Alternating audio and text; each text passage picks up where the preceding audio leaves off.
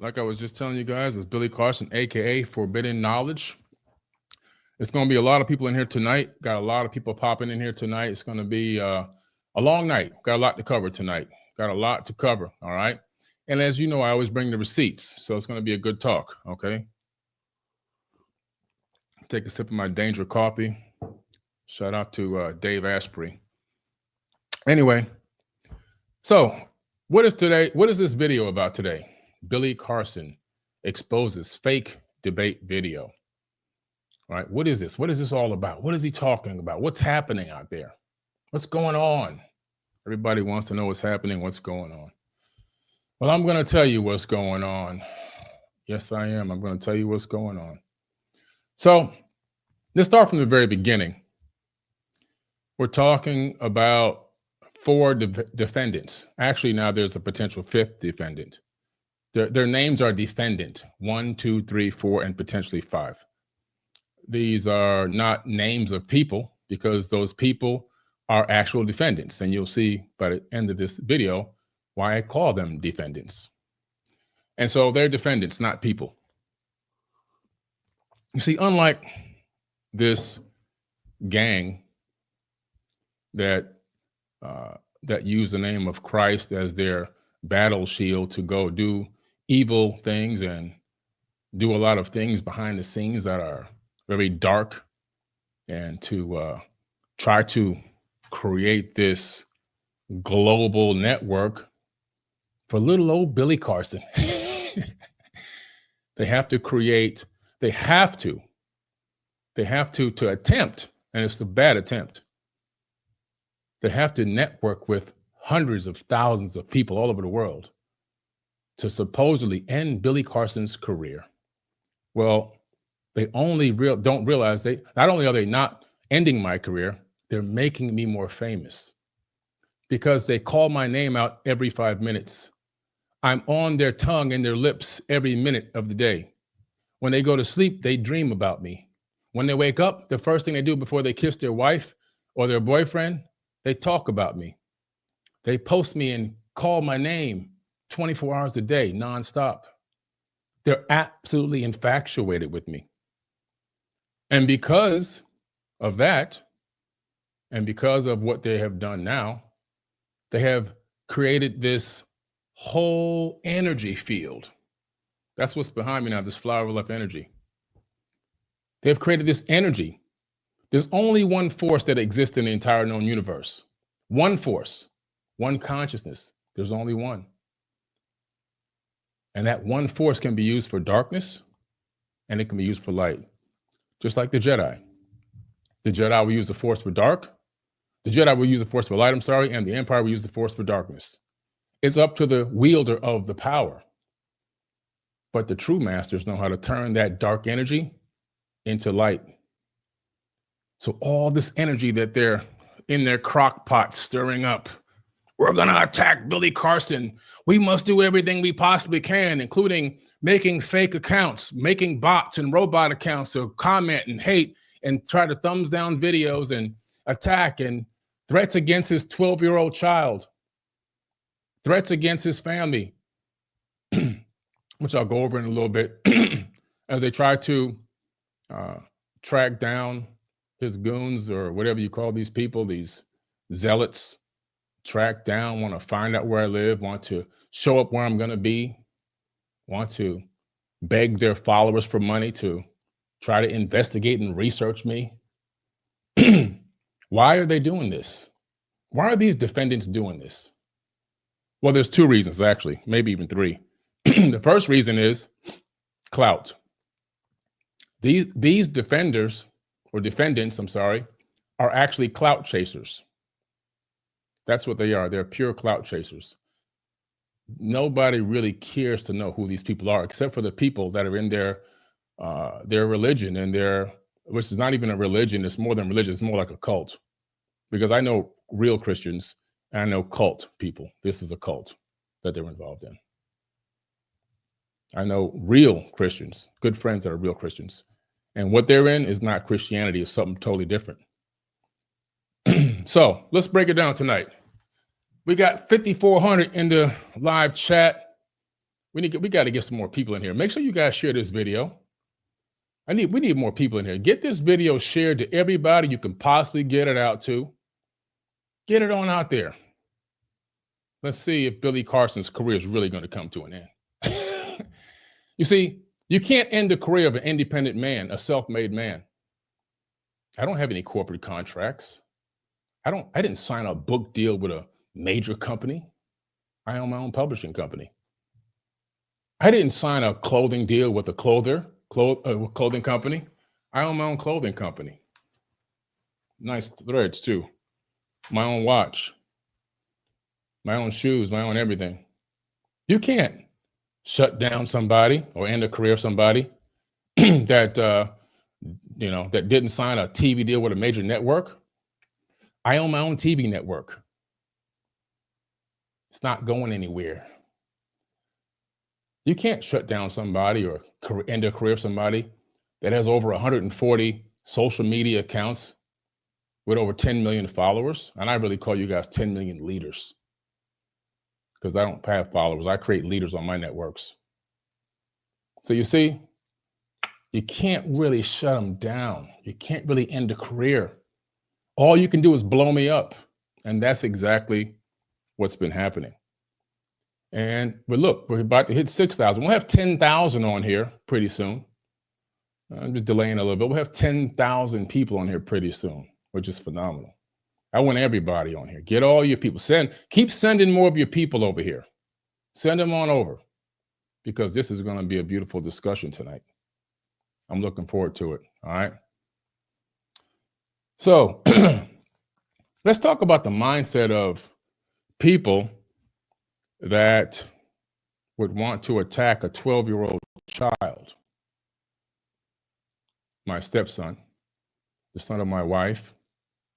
Let's talk about this Christian ideology, this cult Christian ideology, to where they want to attack children.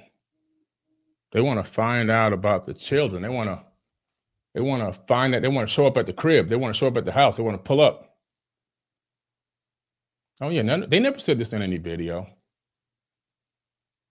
But the people that they're connected to, which we're going to break down who they are a little bit today. I'm going to save some for the legal system and I'll tell you the agencies that we're working with as well. But it's very interesting. You have to really begin to question the mindset of people and their real agenda, which is not spreading love and light and the gospel. It's really about domination, control, power, and taking over. You see, that's what it's really all about. When we were live yesterday, I wasn't live. My wife went live yesterday. Some of their zealous cult followers, and you can go look at the comments. We didn't delete them all. They're there. I can't even repeat what was said about our son on this video because they will delete the video. But this is the following that these people have. They have real followers. We have leaders. They have followers.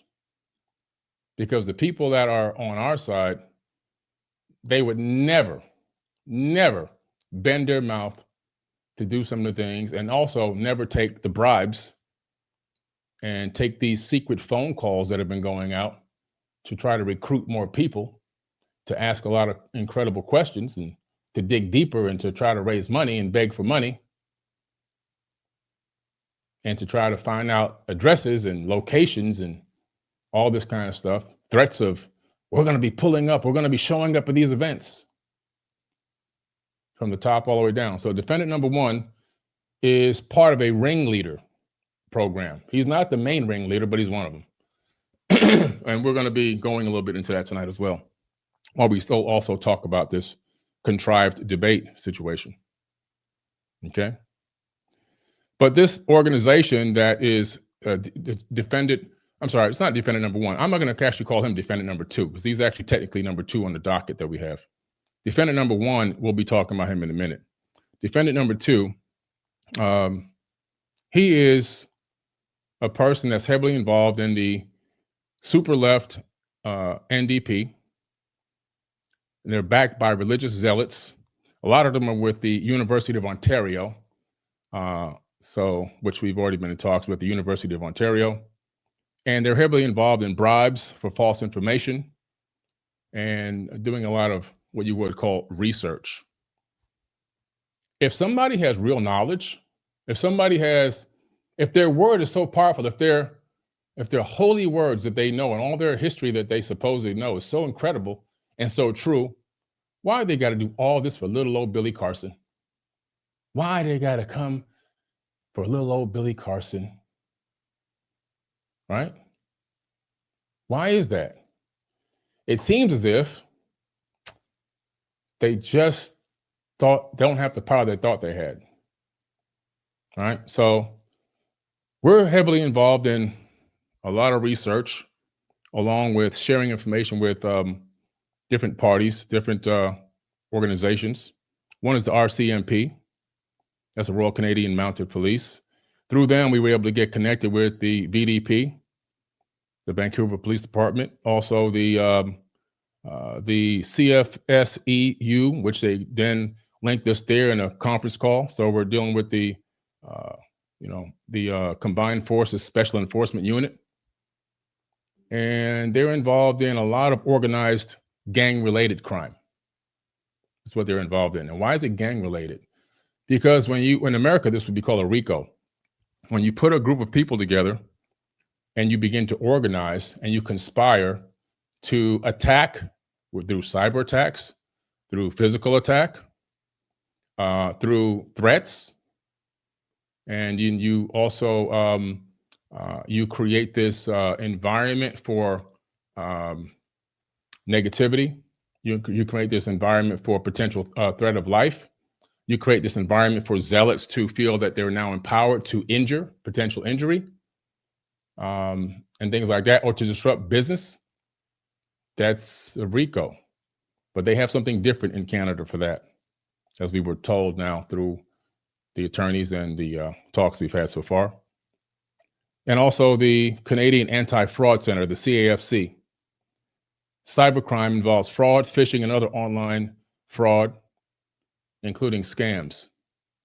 And one of the scams is contacting people and paying bribes, offering bribes, which has happened, to get them to give an alternative view or a different opinion about forbidden knowledge or Billy Carson, which has already happened. There's already one named defendant.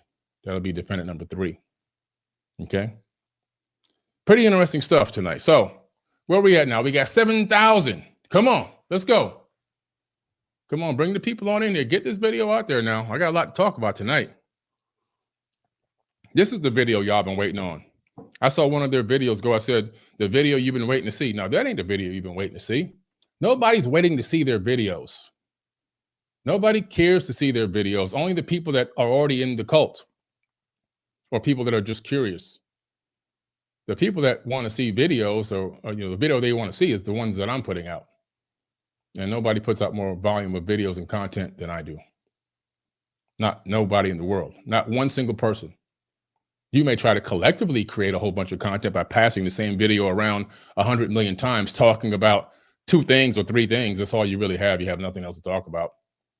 But in terms of real knowledge, you don't have any. Now, let's start with defendant number 1. Okay. Defendant number 1. Let me pull this out. People are shocked that I'm suing somebody. Oh, I've sued a lot of people already. I'm not a dummy. I'm not one of these kids from the hood that just goes out there and gets into fights and shoots people. I don't do that. I use the same legal system that's been afforded to everyone else of every color and every race that's available to me. Let's go ahead and get into some of this. I'm going to pull up defendant number 1 here. Let's see if I can find him here. There he goes. This defendant was considered to be a very close friend. And as you can see in the photos here, top left, he's at my wife's birthday party. As you can see, marked with the black line across his face, he's marked up, okay? On the bottom beneath that, you see all of us in white. His face has got the black bar across. That's, again, we marked up his face. But again, this person was at my wedding. That's my wedding down there. But my very, very, what I thought would be my very close friends. We had a very private wedding in Bora Bora. And I think we only had 14 people there max. And he was actually one of those 14 people. On the lower right side, you can see that, we are hopping off of a private jet. He actually got, we got so close with the family, and, they would come on trips with us and we would go on trips with them. We have private jets. We don't have them. We don't own them, but we rent them out and we fly them different places. He flies the private jets. Matter of fact, one of the ones that we use now is one that he referred to me. Okay, the Jet Club. And so, but I'm sitting here, I'm flying around with this guy on private jets, and there's a reason why I'm establishing this line of discussion with this defendant. It's because this defendant was in my inner circle. Now, this defendant is my neighbor. I can literally go out my front door and walk for about 2 minutes and knock on his front door. We're inside the same exact gated community. Okay, so this is a person not only that's been around us, that we hang out with, that we fly on private jets with and go around the world and everything else, but also this is a person that, my kid goes over their house, spends the night. Their son comes over here, spends the night. His son and my son are best friends. I've sent him and his son to countless NBA games because I have season tickets, but since I work so much and I'm traveling so much, I miss a lot of games. Sometimes I sell them, but sometimes I just give the tickets away to people that I think can use them. People I feel that can really appreciate the games. And so, as a matter of fact, you'll find out that I had just given him some tickets just recently, even while all this was going on, so he could take his son to a nice NBA game. Anyway, so this is the type of person, you believe is really close to you and would never betray you. This is something that I manifested. This is no blame on the defendant. This is a blame on me, because at some point, he got past the radar. He really got past the radar. From the beginning, he was a secret hater from the jump. You just never know. Sometimes you get people that you think are really close to you and that they're your real friends, and the whole time they've got some type of envy or jealousy or whatever it is brewing in the background, some type of deceit, or they're ready to backstab or whatever the case may be, right? But that's the situation. So this is the guy right here, all right?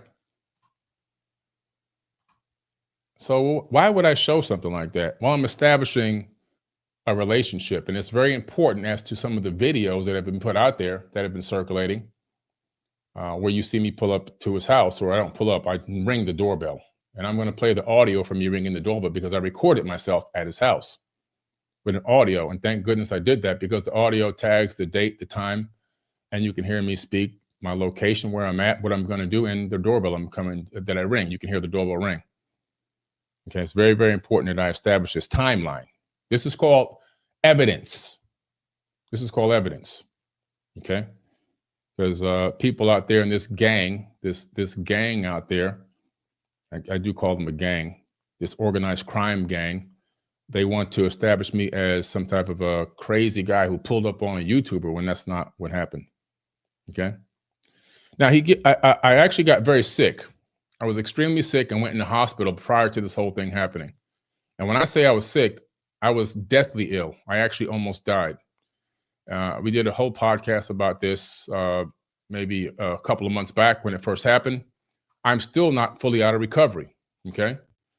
This is me in the hospital and my wife sleeping on a sofa next to me while in the middle of the night. You can see the heart monitor, the oxygen in my nose, and everything else. And I did a podcast about it because she literally saved my life and allowed me to make it back to America so that I can get hospital treatment in America, because where I was, they didn't have the proper treatment. And why am I showing you that? Also to establish a timeline. It's very important to understand what was going on. And yes, I was really in the hospital, and yes, I was really sick. Okay, here goes my hospital bandage that I take, because everyone knows that my leaders out there, my leaders that are always on my accounts, know that I always keep receipts of every single thing. And that's my hospital bandage. And then I have my hospital bills. This is my bill for the stay in the hospital, $37,000 $460. That's one of them, one of the three, right? There's another one here for $1,601. And there's another bill. I made it not, oh, here it goes. $2,585. These are all from that one stay in the hospital. Okay, so these are the hospital bills. So I was extremely ill and sick. And to add to that point, here during the session where I went over to Mark's house, which was right around the corner from me, if you look at my arm in the lower corner of the photo, you see that I just got the IV bandage taken out of my arm from being in the hospital. Okay, I just got the IV bandage out. I was in the hospital with a severe case of pneumonia, and that pneumonia was so severe that it literally almost killed me. And my whole right side was completely full of bacteria, and then the left side was almost full. I had only 25% oxygen support. My body was going into septic shock, white blood cell count trending up towards 40. I lost 22 pounds and was extremely ill. I noticed yesterday when my wife was talking and some of the posts that she had made, people were commenting, that black guy, these are the Christian followers of this cult. That black guy looks like he's on drugs, and people commenting, yeah, he's on drugs, he's a dope addict, and all these crazy comments. This is how they uplift you. This is the enlightened people. These are the chosen ones, right? Well, I look sick in the video because I actually was sick. Matter of fact, before the video started, I had a bottle of water, and I told him, look, you may have to stop this a couple times because I can't really breathe that well yet. My lungs are still recovering, and I coughed from time to time because I was trying to cough up still a little bit of phlegm in there from the pneumonia. After I got done with the IVs, they moved me on to the actual tablet or pill. You take these huge horse pills and got to keep taking those antibiotics until your lungs are clear. But it's still a long healing process, a 12-week healing process. And I got like a week and a half or two to go for this healing process. Now, why is that important? Why is that important to this whole thing? Well, because I wasn't even supposed to leave the house. I was extremely sick. I had just had a near-death experience in the hospital a few days prior, got released. I had been so sick for the 2 weeks leading up to the hospitalization, trying to get back to America, trying to stay alive. And then I'm bedridden, and I just feel like, man, I just got to get up and do something. I just can't lay down like this. I just can't do it. Like, for a person as active as me, it felt horrible. I felt like I was, completely useless. So I get a call from Mark. It's like, hey man, we're gonna hop on a podcast, I'm like, okay, yeah. I'm like, that sounds like a good idea. Something I can do. And all I gotta do is go around the corner from my house. I don't have to even leave the neighborhood. I don't have to go on an airplane, which is what I usually have to do. I can just literally walk around the corner and go in this house. So that's what I did. My wife was extremely unhappy that I told her I was going to go over there. I was like, I'll just be like 30 minutes or so. It won't be a big deal. He just wants to have a conversation. We're going to talk about some things. He got somebody else coming on. I really thought it was just going to be like a casual conversation about our perspectives on reality and our perspectives on religion versus spirituality. I really didn't know it was going to be any kind of a debate. Okay, it's more like more of an ambush situation. And I have all the text messages to prove this, which are going to be in the discovery for defendant number 1. Anyway, so I go over there. I'm a little gassed, but whatever. I'm just happy to be involved in anything at this point. I sit down, get mic'd up and everything else. I get myself some water. I give him that warning about my coughing so that he knows, like, if you just pause it every now and then, you might have to edit the coughs out. Okay, I think that's on recording actually from the beginning of the video. They probably edited that out already, whatever. And then he brings on this guy on the screen, defendant number 2. So defendant number 2 comes on the screen. I have no idea who this guy is. I literally have no clue who this guy is. I don't know his name. I don't know who he is. I don't recognize him from anywhere. Right? Some Joe Schmo off the street. I have no clue who this guy is. But whatever. He seemed like a nice gentleman. I thought we were going to have a really nice conversation. Now, this whole time, I'm thinking this is just going to be a conversational-based thing. Not a big deal. I don't got to stress my brain. I don't got to think too hard. We're just talking. And then Mark gets this guy on the live feed, and he says, hey, we're gonna have a little debate. I'm like, a debate? He's like, yeah, we're gonna talk about this your perspective of religion and stuff and so on, whatever. And I'm like, huh? I'm like, okay, whatever. And so now in the debate, the way that this works, I've been in debates before, real debates, okay, like from school, the debate club. I understand what a real debate actually is because I've actually been in actual real debates. There's a moderator, a person that moderates. The moderator, him or herself, does not interfere with the conversation. They don't interfere, you see?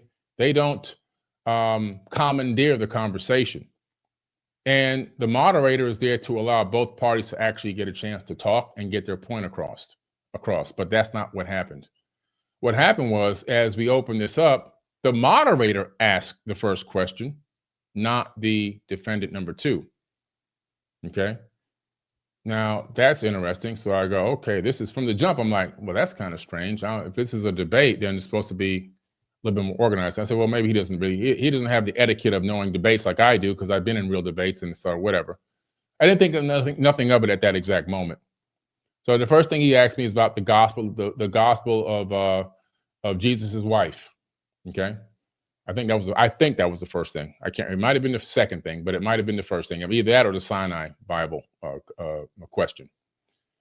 And I'm like, okay, whatever. So I give my answer about the gospel of Jesus's wife, to what I knew about it. Not even a deep answer, just a very surface answer. I'm just like, whatever, man. I'm just surviving at this moment. And then the gentleman, defendant number two, he comes back with all this rhetoric about it's a known fake and it's this and that and everything else and it's no good and it doesn't exist and blah, blah, blah, blah, blah, or it's fake or whatever he's talking about. I'm like, okay, well, let me get my rebuttal in on this fakeness. But I never got a chance to get my rebuttal in because I had something very important to say about that, which I'm going to talk about tonight, about the gospel of Jesus's wife. And I'm going to play a couple of short videos as well, okay? And then the second question, or maybe it was the first, like I said, I can't remember. And again, I was so sick and ill, to be quite honest with you. Maybe I did bumble my words a couple of times with the Sinai Bible or the Barnabas text. It's quite possible. Look, some of y'all think I'm an alien, but I'm really human. Okay, I'm a person just like you guys are. And to that effect, and being in that weakened state, which he knew he caught me at one of my most weakest states. He saw how I only weighed 206 pounds at his house. So I was very, very frail and thin. I've gained back now 15 pounds, but at the time I was very thin, just weak. But I'm human. I might have bumbled the Barnabas text for the Sinai text or whatever. It doesn't really matter. What matters is I never got a chance to answer any questions or get my voice heard.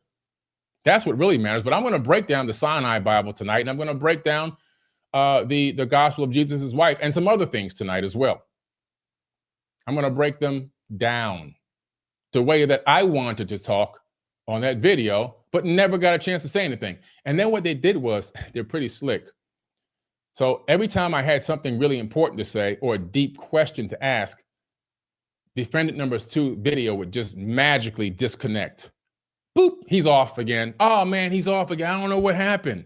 The first time it happened, I was like, that's strange, because it didn't happen when he was talking, and his video was very clear and crisp, like almost 4K.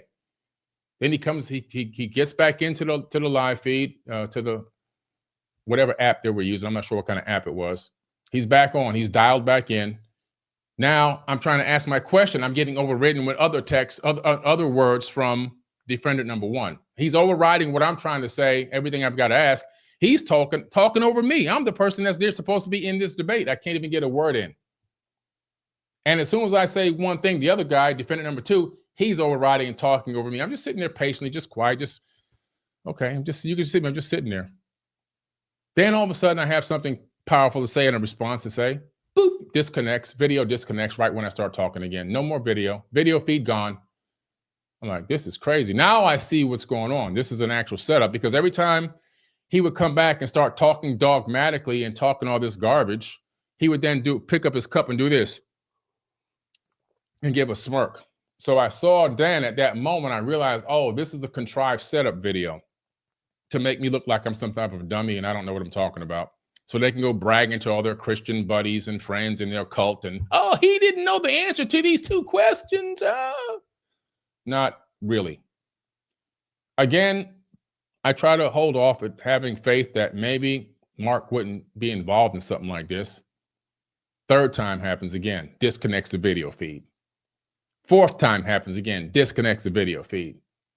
Fifth time happens again, disconnects the video feed. Only when I'm talking. And I realized after the fifth time, this is bullcrap. This is, and I said, Mark, this is garbage, man. What you guys, this is a setup. This is ridiculous. Every time I have something to say, he's disconnecting. Man, I could see him literally disconnecting his video manually. And only one time I got to ask a couple of questions. I could see him I could see him on his screen on Chat GPT trying to look for the answer real quick. And he gives some roundabout, ridiculous answer when it came to some of the tablets. And I realized then that this was bogus and unprofessional and something I would never want to be a part of. Absolute total trash. And I told Mark at that moment, I'm leaving, man. I got to go. I got to go. I have an air conditioning guy coming to my house. I have my mother-in-law coming into town, and something happened too. We have 5 AC units, and I don't even know which one of them is acting up. All I know is one of the rooms in the house upstairs where she's going to be is hot. So I had to have somebody come over and find out which AC unit out of the 5 was broken. So I'm like, I'm not going to miss this appointment for this trash. This is garbage. So I walk out. I walk out in the middle, and I tell him, don't use this. I don't approve this. I never signed a consent form. When you go to a podcast, if you don't know the video etiquette, I'm going to tell you right now. Anytime I show up to any podcast I show up to, Joe Rogan, PBD, I mean, you name it, right? Next Level Soul, wherever I'm at, the first thing you do is you sit down and you sign a release form. That's just basic standard legal. You sign a release form. I didn't sign any kind of release form. I never gave any authorization or consent. Luckily, because that now makes the video illegal to use with my likeness, my face, my voice. Any form, any shape or form, even if it's just a 10-second clip, even if it's 1 second of me, I did not consent. Why? Because it's unprofessional, and I knew they were going to utilize it to show me in some type of a negative light for their own self-gain, for some type of clout chasing. But it gets even deeper than that. It gets even deeper than that, you see? So I walk out. My wife, I get back to the house. I'm extremely pissed off and angry. I can barely breathe. I normally take the elevator upstairs when I was sick. So exhausted, I couldn't even breathe. I almost dropped down on one knee. She's like, what's going on? What's happening? She's like panicking. I told her what's happening to the best of my ability. She got pissed off. She got Mark on the phone right away. My wife is my manager. My wife is my manager. And she called immediately, got him on the phone, said, Billy doesn't consent to this. He doesn't. We signed a contract with another company to do an actual show called Versus, and with a very prominent figure involved in this, and all the different people from different areas of religion. It's a very organized debate system, and it's going to be a TV series. So I did sign that contract. I didn't know I was going over there to do this kind of debate. I thought we were having a casual conversation on spirituality, and I wasn't really even fully in my right mind. I just almost died a few days before going to his house, literally. And so he took advantage of that, which is what happened. I can't say he took advantage of that.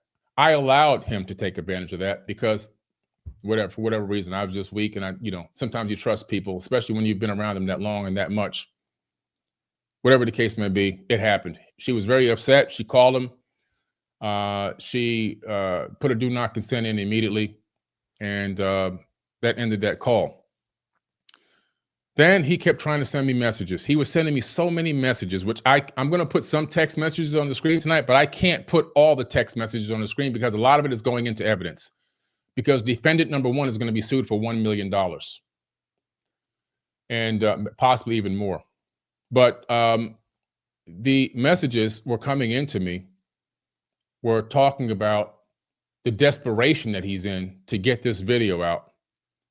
Absolute desperation. And I'm like, what the hell is so desperate about this ridiculous video that was so corny and contrived and stupid? Like, what is the desperation for this video? Like, what really, like, how can you send me 15, 20 messages that are each like a paragraph or 2 long? That gives me anxiety. I don't want to read messages that long. I told him, I said, stop sending me these crazy long messages, man. Finally, after like the 8th message, I start reading these messages. And they're like, I'm under attack. They're attacking me. They're threatening me. This is all in text. They're trying to take me down. They're gonna expose me. They're threatening my businesses.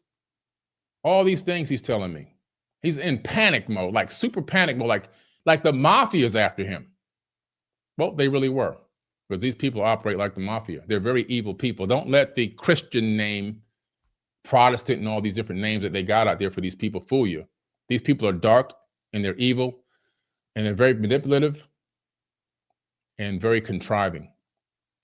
So defendant number 2 and his horde of cult people, cult followers, in some way have been attacking him. They created robots and bots to attack his comments on his post, and attack his positive posts, attack his comments from his followers, attack people on his YouTube videos, attack his live chats, just attack. The same thing they've been doing to us, using real people and also using robots, which is really what is considered a cyber attack, which is actually illegal and against the law. If your word is so powerful, why use all the robots? If your word is so powerful, why use all the contrived devices and all the illegal apparatus? Why do that if your word is so true and so powerful, and it's it's got the light of God and everything in it? Why do you have to stoop so low and start doing all these underhanded dark acts? You proved my theory about you people this whole time, this whole situation, and all these videos. And the more you guys put out, the more you're going to make me famous, and the more you're proving my point. So he's panicking. Okay, he's absolutely panicking. My wife didn't know that I was going back to see him again after seeing all these crazy messages and his complete panic attack. I was so pissed off at him. But I said, let me just give him the benefit of the doubt one more time. I mean, for goodness sake, my son has slept in this guy's house, So I go over there at his behest, begging me to come over. I got all the messages. And I meet him at his house. His wife is home. His son is home. His son's eating a shake at the table, drinking a shake at the table, a smoothie or something. His wife is in the kitchen, heating some food up that she got from our chef. Our chef became their chef. Again, just showing the connection there. I've had a chef for 10 years, and they like the food from coming over and eating the food at our house. And now they share our chef. So she was warming up some food for our chef that our chef had cooked for them. I go meet with him. I talk with him. He's telling me about the pressure he's under and the attacks he's under. I said, look, man, I really don't care about all of that. I said, Mark, nobody really even knows who you really are. So why are you worried about it? Why would you even be worried about this? Like, nobody knows who you are. Like, your business is your business. You have another company that has nothing to do with the internet where you make money. That's how you became a millionaire. You didn't become a millionaire off of YouTube. YouTube is brand new and nobody knows who the hell you are. So why do you even care about these people? But he was so desperate, as if his life was damn near in danger. His family was damn near in danger. He was desperate. I said, look, man. He says, is it okay? He says, is it okay if I make a response video? I said, you can make a response video, but don't use any of my footage in there. I don't consent to it. I said, if you put it in there, I'm going to send you a cease and desist. He goes, oh man, we friends, man. It's all love. We're not doing that. I said, okay. I shook his hand and I walked out of the house. The next thing that I did was, I knew I had a game coming up, a basketball game that I couldn't make it to. And once again, with my brand new seats, my upgraded seats, I contacted him and I said, hey, would you like to take your son to the NBA game? I can't make it to this particular game. And he says, sure thing. He says, I see, though the conversation is a little broken here because I couldn't fit the whole thing in the screenshot, was running, if you got the seats you had last year and had the courtside bands, you did upgrade your tickets. I said, yes. He said, those seats are nice. So he got the better. He realized I had gotten even better seats than I had the last time. He was very happy about that. That was the conversation. The day after, he agreed to not release anything of my footage. Gentleman's handshake. And I explained to him that it didn't look good for him or me. It was very unprofessional, very clownish, very childish. And if somebody edits it, it's going to look really one-sided and stupid. Okay? So now that happens. Sent him to the game. He's happy. And then the next thing I know, he starts sending more texts about he's getting attacked. He's getting attacked from defendant number 2. Okay? He says that they're attacking him. He's under a lot of pressure. This guy is really like scared now. I'm like, wait, what kind of pressure can you be under for a damn clumsy video that was horrible? Guys disconnecting 5-6 times in the video. He's half the time he's not even on the screen. You're talking too much. I can't get a word in. I look frustrated. I can't say what I want to say. I'm walking out. Like, what is so frustrating about this video? It's so raggedy. I don't care if it was legitimate. I wouldn't even put any crap like that because it looks stupid. It makes us look like we're amateurs. But he's panicked. 2 weeks later, unbeknownst to me, he releases the full video in the middle of the night. In the middle of the night, he sends me this 3-paragraph text message as to the desperation that he was under and the attacks that he was under as to why he had to release this video. Is this one it? Let me see. Oh, no, that's the Heat tickets that I told you I gave him. So you can see, you can look for the Heat Sacramento game. You'll know exactly what day this happened. With the day that he agreed not to release the video. This is the day after he went to the Heat game with his son. Anyway, that text message he sent was probably so long I probably didn't put it up here. So, case in point is the fact that he's in some type of severe desperation to where he feels so threatened by somebody, some entity, that he feels like, I just got to put this video out to get the pressure off. Otherwise, I'm going to suffer in some way, shape, or form. What that suffering exactly is, I don't know, but it must be severe because this guy was panicking like a little girl. Literally. And all this will come out in discovery. The next thing I know, the video's out. I'm actually sleeping in my movie theater in my house. I have a movie theater. I'm sleeping in the movie theater. I kind of passed out watching the game that was on that night. Happens to me sometimes. Sometimes the game watches me. I wake up around 1 something, almost 2 or whatever. I see my cell phone is blowing up like crazy. I got all these people contacting me. People that haven't talked to me in a few weeks or a couple of months or whatever. I'm like, what's going on? It's the middle of the night. Why are people calling me like this? I read a couple of the messages and it's about this video that's out. I'm like, what video is this? What's going on? They're really pissed off about it because they said, man, this is like some kind of setup you're in, Billy. What's going on here? I click on the video, I see it, I realize it's out. Then I go to Mark to text him, and I see he has sent me this long message about, I'm so sorry, I apologize. I wasn't supposed to put this out, but I had to release it because of too much pressure. I was under so much pressure and they were attacking me. Exact words. So I said, okay. That's not acceptable. So I go to my computer. I write a do not consent form, a professional do not consent form. I print it out on my printer. And the next thing I do is I head over to his house. Now, they try to make it look like I'm pulling up on a YouTuber. I saw some video. Billy Carson's his career is going to be ended because he just pulls up on YouTubers, as if I drove through the middle of the night in a snowstorm to go bang on this guy's door and tell him to take the video down. That's not what happened at all. You see, Defendant 1 and I talk very often in the middle of the night, 2, 3, 4 o'clock in the morning. And the reason why is because we work so much. That's usually when we can have our conversations.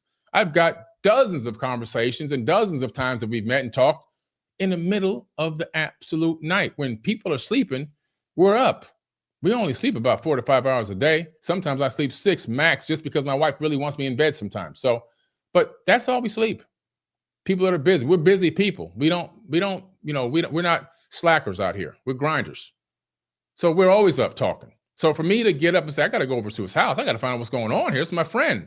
Like, what is going on? Like, I need to find out what desperation is so bad and so severe that he feels that this had to be done against my wishes and against my will.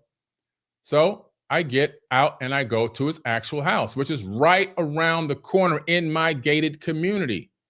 I didn't drive through the night. I didn't drive through the sleet and the snow and track him down and search for him on Google Earth and all these crazy contrived ideas. I literally just went right around the corner and rang his doorbell. And what did I do when I went there? I recorded myself. And I'm glad that I did, because of this contrived doorbell video. How did the doorbell video get out? This is why he became defendant number one. He became defendant number one because by releasing the doorbell video, he now lets me know that he was in full collusion with this activity after being in some way attacked and pressured into releasing this, which I believe did happen. He then succumbed to this pressure and wanted to be all the way in to show, like, I'm loyal to you guys, so make sure you don't use my name in anything and make sure you don't attack me. So here's the doorbell video. Listen closely. I'm at 9901.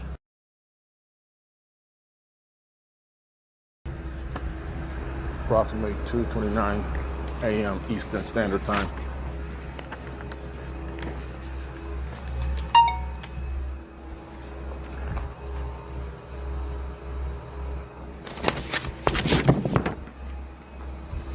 I'm ringing the doorbell at Mark Menard's house.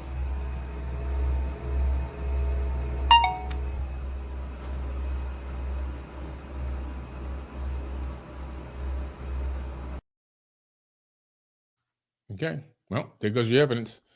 Again, more contrived content online. He pulled up on this guy's house.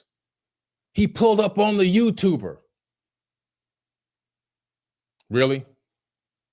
I pulled up on a YouTuber? No, I went to my friend's house, a guy that I actually consider to be one of my best friends, a man that was actually at my wedding, that I entrusted with the care of my own child, that I felt that I can trust around my family, that I've given many gifts to, birthday gifts, holiday gifts, NBA tickets. I went 50% with them on a jet card so we can fly in private jets at a discount. This is people you think you're very close to. You see? So in my mind, I'm going to my friend's house, man, to see what's going on. But I also, I always try to create my receipts to track everything that's going on. And that whole conversation, if he had come to the door, would have been recorded, because I want to have that information available in court if I would have needed it. To show and prove, number one, I went there in peace. I went to have a conversation. And in my hand at the door, if you look at the doorbell video, in my hand is a piece of paper. That's my do not consent form. See, I'm not one of these dumb punks from the streets that just runs out and goes, I'm going to go beat somebody up. Don't mistake where I came from for who I am and where I am now. I didn't get this far being stupid. Do I make mistakes from time to time? Absolutely. Just like anybody else makes mistakes sometimes. But when it comes to protecting myself and making sure I'm doing everything appropriately to leave my own breadcrumbs, I'm going to do that. I always have the receipts. That's a guarantee. I always have the receipts. And I got more for tonight too. Let's see, we got 10K. We got 10,800 here in the live chat. We got 10,800 in the live chat. Make sure y'all share this video. And I got my little cliff notes here to the side to make sure I keep on track so I don't just wander off and start going off on tangents, because there's just so much to talk about. I don't want to get off on too many tangents, okay? So let's see where we're at now. Now, that same night that I went to the door, I rang the doorbell, which I recorded, and you just heard the recording of it. So no, Billy Carson didn't pull up on a YouTuber. Billy Carson went to his friend's house, a man he considered to be one of his best of friends, and rang the doorbell like a gentleman within my own gated community in walking distance. I didn't walk that night because it was a little chilly. I did get out in my slippers, and I took the car right around the corner, which took less than a minute. Walking would have taken maybe 3 minutes at the most. But I come back to the house. I'm extremely angry and I'm extremely frustrated that I wasn't able to contact him. His phone was in like do not disturb mode. So I tried to call first. I tried to call him like 4 or 5 times, evidenced in my phone records. I text him 5 or 6 times. I also texted him a copy of my do not consent, and I WhatsApped him a copy of my do not consent form at the same time, as will be evidenced in the case. Then what happened? I come back to the house. I wake up my beautiful wife. I tell her what's going on, and we call his wife. We call defendant number one's wife. A beautiful, incredible woman, very strong woman, great person, great human being, like a sister to my wife. She's actually like a sister to my wife. They're born on the same day. They both are born on Valentine's Day. So that's something they really, really have in common, which created a bond between them. We give her a call. She answers the phone. She's not in America, which we knew that already. We figured she'd probably be up by then, even though it was 2-something in the morning, because she was out of the country and she was ahead of time in Europe. We told her what was going on. She had no idea of the extent of this. She was extremely frustrated and very worried and very pissed off at defendant number one, her husband. And she hopped on an airplane and flew straight back home from France that night and came to our house the next evening. Came to our house, sat down in our dining room with us, and we talked for a couple of hours about the situation. She was so apologetic and so sad and so sorrowful that somebody that she loved had done something like this to somebody that she also loved. She couldn't believe it. She was gasped and without any words that he would do something low down and dirty as this. She was completely distraught and disgusted. I was really upset that he did not come with her. I thought that she'd bring him with her. That was the plan. We'd sit there and we'd talk and figure this thing out. But he never came, just like a soft, gentle woman. He never came. He just stayed hiding somewhere like a little girl. He didn't show up. So, okay, he didn't show up. Fine. We talked to the wife. We give her hugs and kisses and tell her, look, this has nothing to do with you, man. This is just an unfortunate situation. You know, it's an unfortunate situation. But at the end of the day, she got him to take all the videos down. He took them all down. He took down the response video and he took down the contrived, edited version of the debate, if you want to even call it a debate. I call it a defake. That's what it really was. An unqualified garbage. If somebody who really runs debates would have saw that, they would have laughed at us and said, what amateurs? This is garbage. That's how crappy it was. But she got him to take the videos down because she really wears the pants in the family. She's really the boss. When she puts her foot down, everything happens. She's the one who makes that family move. Anyway, so that's done. The next day, they do get served with a letter from my attorney. It was a cease and desist, a formal do not consent via a cease and desist. Even though the videos had been taken down, that was already in motion because I contacted our attorney that same night. And when Billy calls, he picks up. I don't care what time of the day it is. I don't care if it's 1, 2, 3, 4, 5 o'clock in the morning. We're getting a response. So he was already working on it. So the email went out with the formal cease and desist. I guess that pissed him off that he got that letter after he had taken the videos down. That was already in motion. And it's nothing. It's not a lawsuit. It's just, hey, it's a formal, legal, I do not consent. Then he had to go pay for an attorney to respond to it, as he should. So he responded to it and confirmed that the videos had been taken down and they're deleted. We actually, in our do not consent, we asked that all the podcasts that I had been in on his channel be taken down, even from the past, because I'm the one who tried to help blow him up. When he had 5 subscribers, I gave him like 50 to 80,000 subscribers by going on his podcast. I'm one of the main reasons why he got to 100,000 subscribers on that platform. I gave him the most views he ever had in his life because my name catches the algorithm. This is why this horde of cult followers are using my name, because they know it goes into the algorithm. They're just clout chasers because they don't have any knowledge. If they had knowledge, they can build their own platform on their own. They can build their own base of fans on their own. But since they don't really know anything, the only thing they can do is create controversy and attract people through dark energy. They're just energy vampires. That's all they are. So the video goes out to the editor. That's defendant number 3. Defendant number 3. That's what I'm asking you a question tonight. Are you nervous? He's got nothing. He's got nothing on me. That's what you said. He's got nothing on me. He just paid me. He paid me before, but he's got nothing on me. Oh, I got something on you. We're going to break that down tonight. We got something on you, defendant number 3. You have no idea what kind of hot water you put yourself in. Like you have, I mean, for a businessman, you got to be dumber than a box of rocks. Like you didn't realize what you were doing, number 1, was illegal. You don't realize the financial damages that I'm able to get now. And then the doxing that you attempted to do, that you tried to delete, you didn't realize that we had already copied all of that and logged it into evidence, and that we've already won cases with that same exact doxing file that you used, which is fake information, as you'll see tonight when I showcase why. And I'm going to put some of the cases on my screen tonight.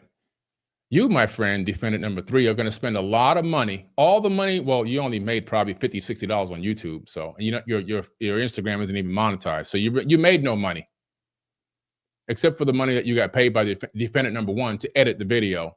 Well, she pays you because you're his editor. And whatever this cult paid you as a bribe to get involved with them and whatever. But I'm going to break that all down in a minute. But what you did was you gave me an easy case. Like the easiest case out of all of these cases is actually yours. So all this you were saying on video tonight about you got nothing to worry about, I got nothing on you. No, we got a lot on you. You're the one we have the most on. And, you know, I know you're sleeping on your mom's couch up there in Michigan, but you're going to be sleeping there a lot longer because you won't be able to afford your own place anytime soon. Okay? Because we're going to win this judgment against you. So let's get into this. Before I get into defendant number 3, let's go over a little bit more about this. Yeah, I'm gonna save him because that's like icing on the cake. I'm gonna save him. That's like icing on the freaking cake, man. Let me get into a little bit more about this defake, the defake. Let me get into this defake a little bit. Okay. I told you what was happening in this thing, and a couple of the questions that had been brought up about the Sinai Bible and the gospel of Jesus' wife. Let's take a look at a couple of things real quick. Let me get some of my windows open up here. Let me get some of this information out. Where's this PowerPoint at? Hold on a second. I want to put something on the screen for you guys so we can really get this information digested into our understanding. And I'm going to use this this PowerPoint as my source material, not because I need it, but because I have the sources on here. And that way, these people can't continue to contrive information, as I am going to be giving sources. And I'm going to give you guys a short video as well here in a second. Okay. Let me just get this thing up here real quick, because this is very, very important. And we're going to go into a little bit of what defendant number 2 has tried to make 100,000 videos out of nothing. And what's so funny is his little henchmen and his little people that were already in the cult and already far left. You're ending Billy Carson's career on these 2 questions. Really? No, you're building my career. And to add proof in that fact, this is the most people I've ever had on a live video. Let me see. Let me go back to my live chat real quick before I pull up this PowerPoint. Where are we at now? I'm at 11,499 people. The most I've ever had was 5,000. You guys doubled my popularity on a live video in one day. Thank you so much. All the dark energy, all your listeners and all your followers and all your cult people and all your people that are in your organizations that are coming to watch my video with that dark energy. How are we going to see the fall of Billy Carson? That's dark energy, that frequency that's coming here. You see this behind me? That's the face of God. God's not a man flying around with a magic wand granting wishes. God is a frequency, and it's your job to tune in. Y'all didn't tune in. See, I'm tuned in. So all this dark energy that you're bringing toward me, I've alchemically converted that energy into money. That's exactly what I've done. So thank you for coming on and watching tonight.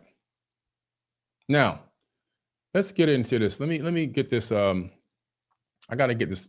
I've got to get this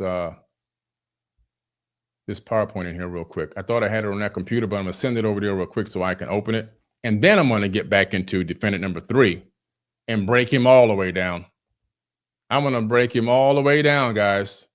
He actually got on a video tonight on some show, like he's some type of superhero out here. This guy has 3 likes per post on social media, and he started a social media marketing company. We actually hired this guy, and his work was so bad we had to get rid of him. We had to fire him. He was great in other areas that we had things we had done with him in the past, which I will go over. And I'm going to read a lot of text messages from defendant number 3 as well. Tons and tons of text messages I'm going to read. And I'm going to expose his bed of lies and fabrication. And then I'm going to break down his doxing. And I'm going to show you why he's the easiest case for us to win. And he'll be sleeping on his mom's couch just a little bit longer after I get done breaking this down. Okay?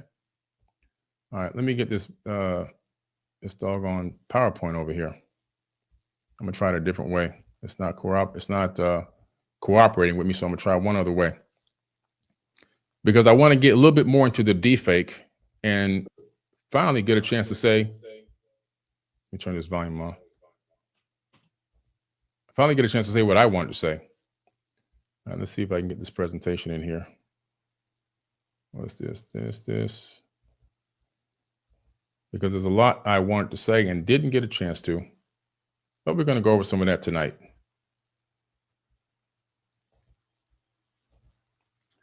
And so defendant number 3, very interesting guy. Very, very interesting guy. He's one of the key figures in this whole operation. He's like the linchpin, if I can use that term. My good friend Terrence Howard. He's like the linchpin, because linchpins also have to do with energy. So he's been giving this darkness energy and feeding it. And we'll get to the foundation of his agenda eventually, most likely through discovery. But I'm hypothesizing that his failing business structure, his failing business model, put him in a situation where, and his lack of ability to do any real internet marketing and to gain any real following. He couldn't even build his own following. That he was offered in some way, shape, or form some type of money from this cult organization, who are now in contact with the proper authorities, several authorities, which I'll talk about one more time before we end this live, those exact authorities. And he utilized that potential revenue. I don't know if he did, so I'm saying potential revenue that he got from the bribing or whatever the offer was. It was very enticing to him to bring the popularity to him. He really needed it so badly. And so, it's uploading now. And so by that offer, whatever offers they made him to get involved in the situation and to cultivate and to manipulate defendant 1, he successfully did that to defendant 1. And he was able to acquire this illegal footage, and I do mean illegal. And then he had a decision to make. Am I going to utilize it, or am I going to do the right thing and let it go?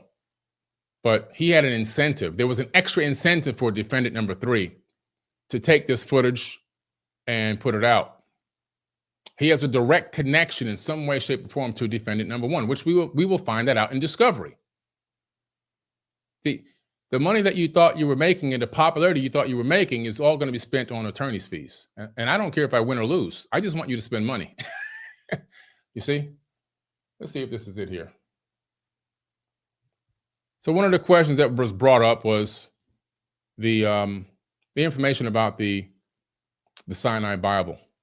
which has a lot of differences than the King James Version of the Bible. It's also called the Codex Sinaiticus. And what I had said in a few podcasts, which probably only 2 or 3 podcasts I had mentioned, and of course, reels and clips were made and they were then edited and put out all over the place, was that in the Sinai Bible,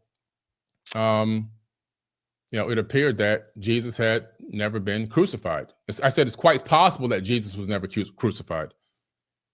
Not once anywhere that say Jesus was never crucified. It says quite possible that Jesus was never crucified, or he might not have been crucified, depending on what podcast I was on. So this question came up during the defake as not a question in a way that it would be asked in a real debate, but it was an attack from the very beginning because they thought they had answers that would debunk whatever I said in a podcast somewhere one day. So the Codex Sinaiticus, often referred to as the Sinai Bible, is a 4th century Greek manuscript of the Bible. In contrast, the King James Version, is the KJV, is an English translation completed in 1611. Comparing these two involves examining differences in textual context, translation choices, and theological interpretations. And so here's the textual variations. Scholars estimate that there are approximately 14,800 differences between the Codex Sinaiticus and the King James Version. These variations range from minor discrepancies to wording to significant differences in the content. For instance, the Codex Sinaiticus includes books like the Epistle of Barnabas and the Shepherd of Hermas, which are absent in the King James Version. Notable omissions. Several passages presented in the King James Version are missing from the Codex Sinaiticus. Mark 16:9 through 20.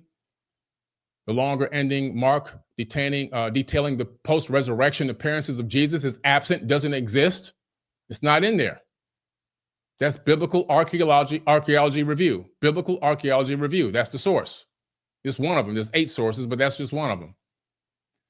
John 53, 8:11. The account of the woman caught in adultery is not included. Biblical Archaeology Review. Source. Luke 24:51. The phrase, "and was carried up into heaven," describing Jesus' ascension, is missing. Biblical Archaeology Review.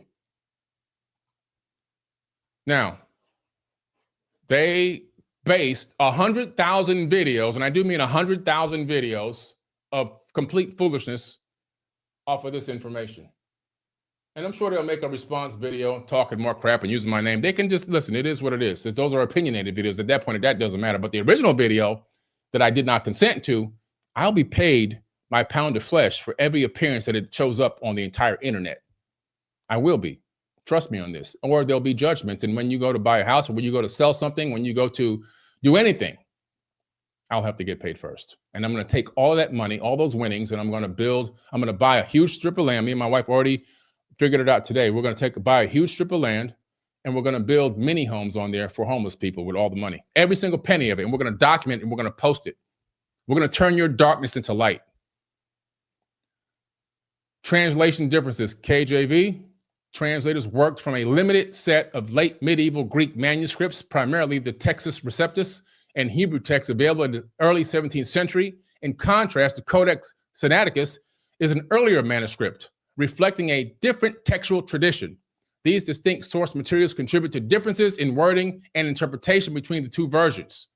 Theological implications. The variations between the Codex Sinaiticus and the KJV have led to differing theological understandings. For example, the absence of certain passages in the Codex Sinaiticus, such as the longer ending of Mark, affects narratives concerning the resurrection and ascension of Jesus. These differences highlight the importance of textual criticism and biblical studies to understand the development and transmission of biblical texts over time. While it's challenging to specify the exact number of words translated differently between the Codex Sinaiticus and the KJV due to their distinct textual basis and translation methodologies, the estimated 14,800 differences encompass both minor and significant variations that have implications for biblical interpretation and theology. You can tell this was written for me. No, I'm taking this from the source, Mr. Whoever you are in the live chat. Of course, this is cut and pasted from the direct source, from actual academic books. I'm not giving you this off my dome. I'm reading academic books. Come on now, tune in. Get your head on right. This is basic IQ stuff.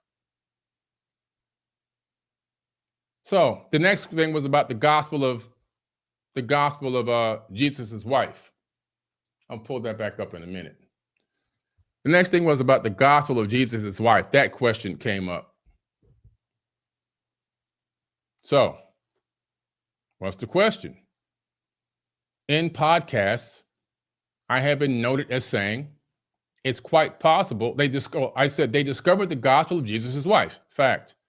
And then I go on to say in maybe 3 podcasts, it's quite possible that Jesus never died, that he may have been married. And his Merovingian bloodline could still be on the planet till this very day. My wording is very specific and basic. Now, let's take a look at something here.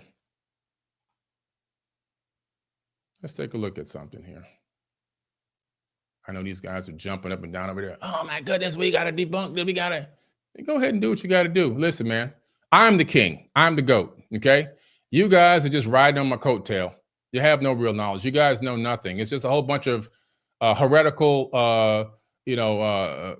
talk for looking for clout chasing and a whole bunch of stuff you guys are doing there, just trying to make it look attractive, but it's really just a bunch of trash. It has no real value for anybody. Nothing there you guys are doing is uplifting anybody. Nothing there you guys are doing is changing anyone's life. Nothing you people are doing over there is helping anyone. You guys are spending tens of thousands of dollars on fake bots and fake YouTube accounts and sending people, hordes of people to attack and show their true Christian colors.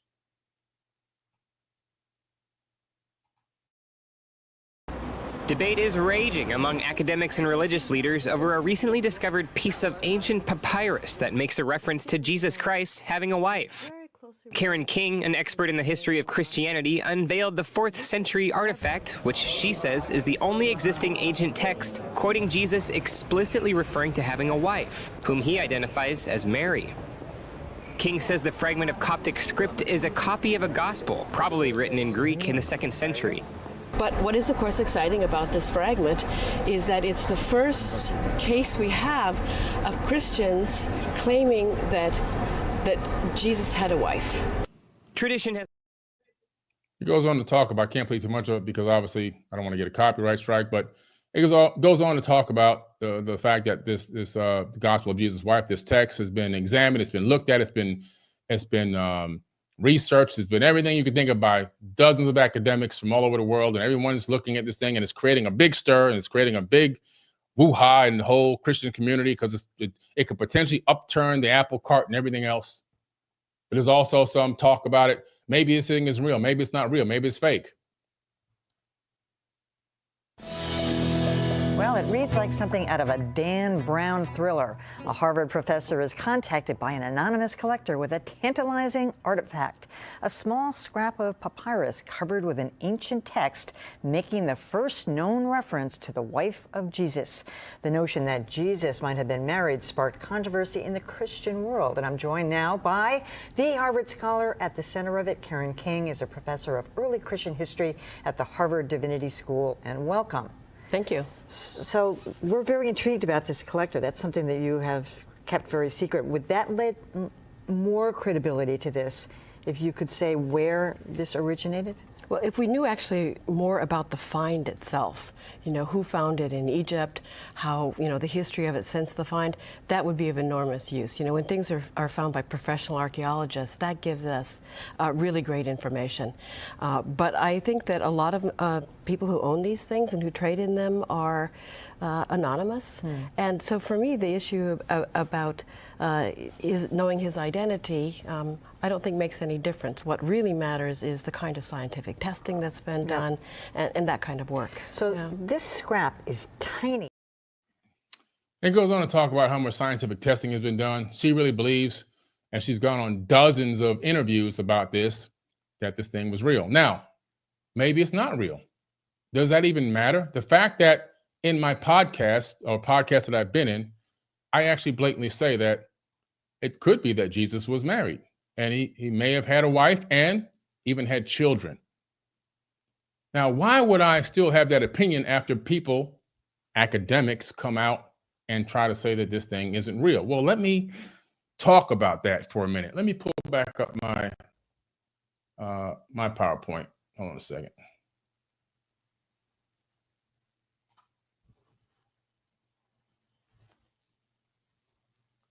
Is it possible Karen King was explicitly pressured into stating that the gospel of Jesus' wife was likely a forgery? It's possible to consider factors that may have influenced her acknowledgement of the fragment's questionable authenticity. Scholars, especially those in high-profile positions, can face significant academic, institutional, and public scrutiny, which might feel like pressure. And it could put pressure on them to some degree. So what they're saying is when people are doing these things, when people are, coming up with discoveries that could upturn the apple cart,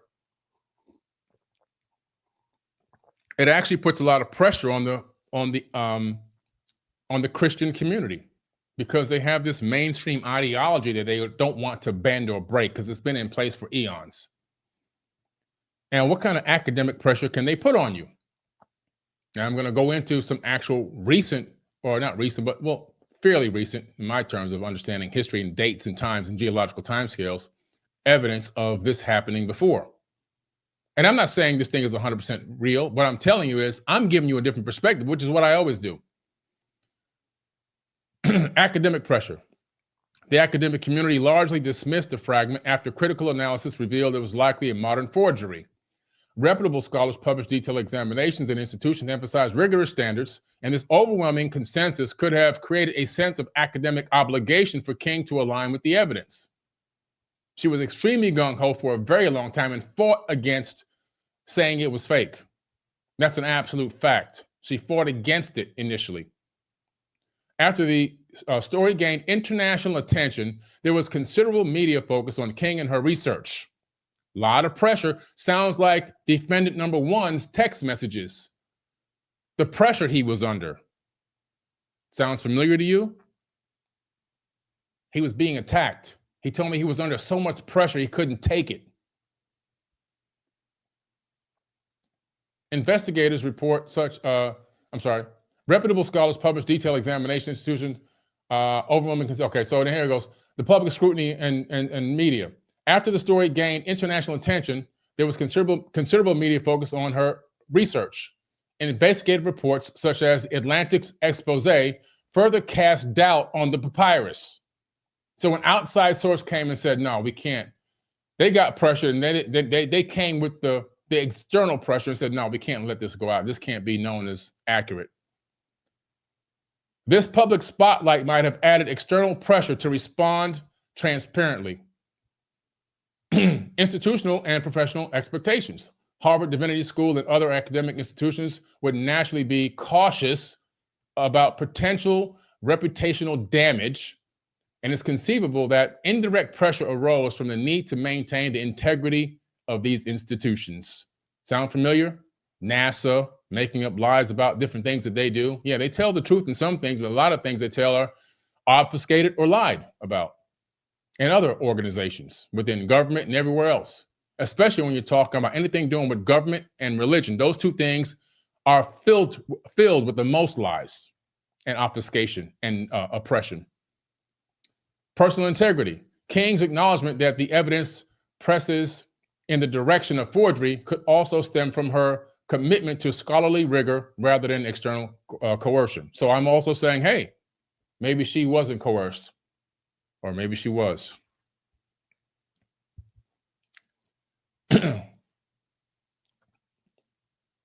Now, another thing that came up was this.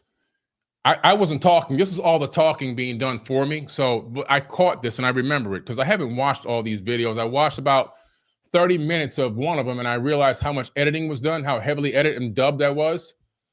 And I realized it was garbage. Let me show you what I mean by dubbed. This is a video of me. Let me see if this is it here. Let me find this. Where's this video at?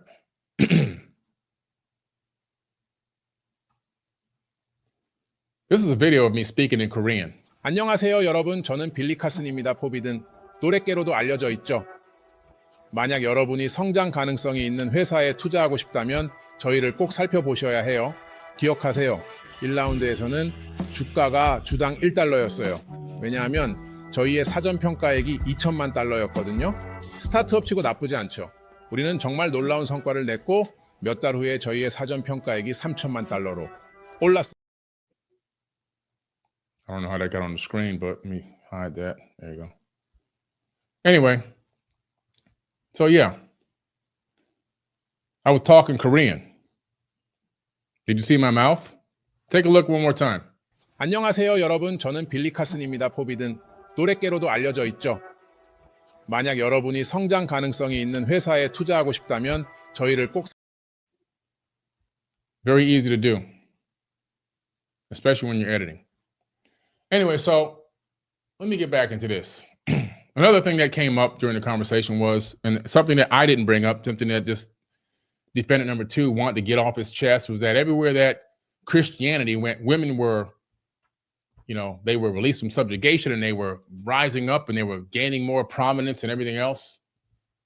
I really didn't see that, but I'm going to talk about that in a minute. Let's get back to evidence that people can be put under pressure, or that the church itself obfuscates or suppresses information or changes things or forces things to not be released. And let's look at some history evidence of that when we're talking about the gospel of Jesus' wife. Let's talk about what's happened prior to that. And then you make a decision for yourself whether you believe these people or not, because I don't believe them. The Council of Nicaea, 325 CE, and canonical decisions. Okay, so here we go. Emperor Constantine, the Council of Nicaea sought to establish doctrinal unity in Christianity, leading to significant decisions about the official biblical canon. Action taken. Certain texts, such as the Gospel of Thomas, the Gospel of Mary Magdalene, and other apocryphal writings, were excluded from the Bible. So you mean to tell me people are relying on this one book for their eternity? They're locked in. They're trying to lock in eternity. They're trying to lock in everything so they can live forever in this magical heaven. And they don't have the whole story. The council favored texts that aligned with the proto-Orthodox views of the time, suppressing writings that presented alternative interpretations of Jesus' divinity or Christian theology. These decisions shaped the New Testament as we know it, but sidelined diverse early Christian perspectives. There's no hand of God here.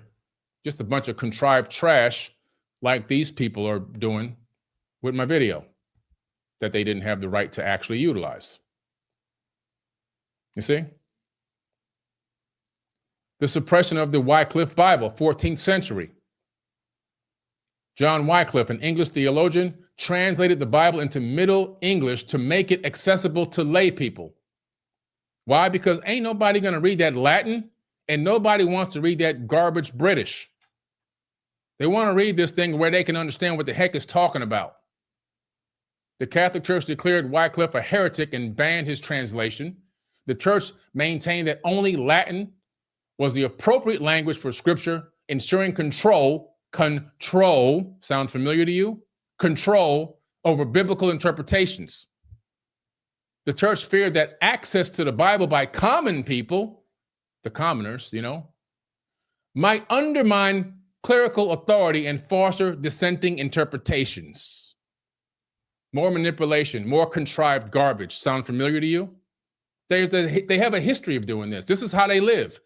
They live off of this garbage. These are their teachers. They're only doing what history has taught them to do in that genre, to lie, steal, and cheat, and buy fake bots and attack people's accounts and threaten kids. Wycliffe's efforts eventually inspired the Protestant Reformation, but during his time, his followers faced persecution and copies of his Bible were destroyed. Anytime a light bulb rises up, they smash that bulb, don't they? They're not going to smash this bulb. It's a new era, baby. I'm a self-made man. The Vatican's handling of the Dead Sea Scrolls, 20th century. Y'all getting this in the live chat? Y'all getting this? Y'all getting this? The Vatican's handling of the Dead Sea Scrolls, 20th century. The Dead Sea Scrolls discovered between 1947 and 1956 include some of the oldest biblical manuscripts and other Jewish texts from the Second Temple period. For decades, access to the scrolls was restricted to a select group of scholars, many affiliated with the Catholic Church, and this secrecy fueled allegations of suppression or selective dissemination of information. Selective dissemination of information. Selective dissemination of information. Sounds like a hook in a song. How to Be an Evil Dark Person. That's the name of the song, and that's the hook. Critics suggested that the Vatican might have limited access to avoid challenging traditional interpretations of biblical texts or revealing discrepancies between ancient manuscripts and modern Bibles. After decades of pressure, does that sound familiar to you? After decades of pressure, like the pressure defendant 1 was getting from defendant number 2 and defendant number 3, after decades of pressure, the scholars and public demand, the scrolls were fully released in the 1990s, revealing important information, stirring debates about historical biblical accuracy. Y'all getting this? Y'all getting this? We got 12,200 people in the live chat. 12,200. These instances illustrate how institutional control, remember in the beginning of this video, I gave you the name of their institutions, they meaning defendant number 2's institutions that he's a part of. These instances illustrate how institutional control over biblical texts has shaped religious and cultural narratives, often suppressing or altering content to align with dominant ideologies or maintain authority. See, they're mad at little old Billy Carson because Billy Carson has a voice, and Billy Carson ain't afraid to use it. And Billy Carson is snatching one person at a time from their deadly, evil, dark system. If their words were so powerful, they wouldn't have to spend tens of thousands of dollars on robots. They wouldn't have to spend time calling people to investigate me. They wouldn't have to spend time asking questions. Where does he get his money? What does he do? Check out his companies. Let's check out this space agency. We're going to beg our followers for money so we can raise legal fees so we can try to sue him for something. We got to figure something out. Get some dirt on him. And we have money available that we've been stealing from our followers for bribes. Oh, I got all the information. You think you have a big organization. What you don't know is you don't have as big an organization as you think. You got a lot of followers, which are just sheep. But I have people everywhere on the planet. I touch a percentage of the planet every day. Me, one man. I touch a percentage of the planet. You guys haven't even come close to that. Enjoy your little 100,000, 200,000, 600,000, whatever views you got. Enjoy it. I mean, take your little $20 check. I don't live off of YouTube money. It's peanuts. We give most of that back and help kids. We help children with that money. It's peanuts. You guys got to pay your light bill, your phone bill, and everything else from that money.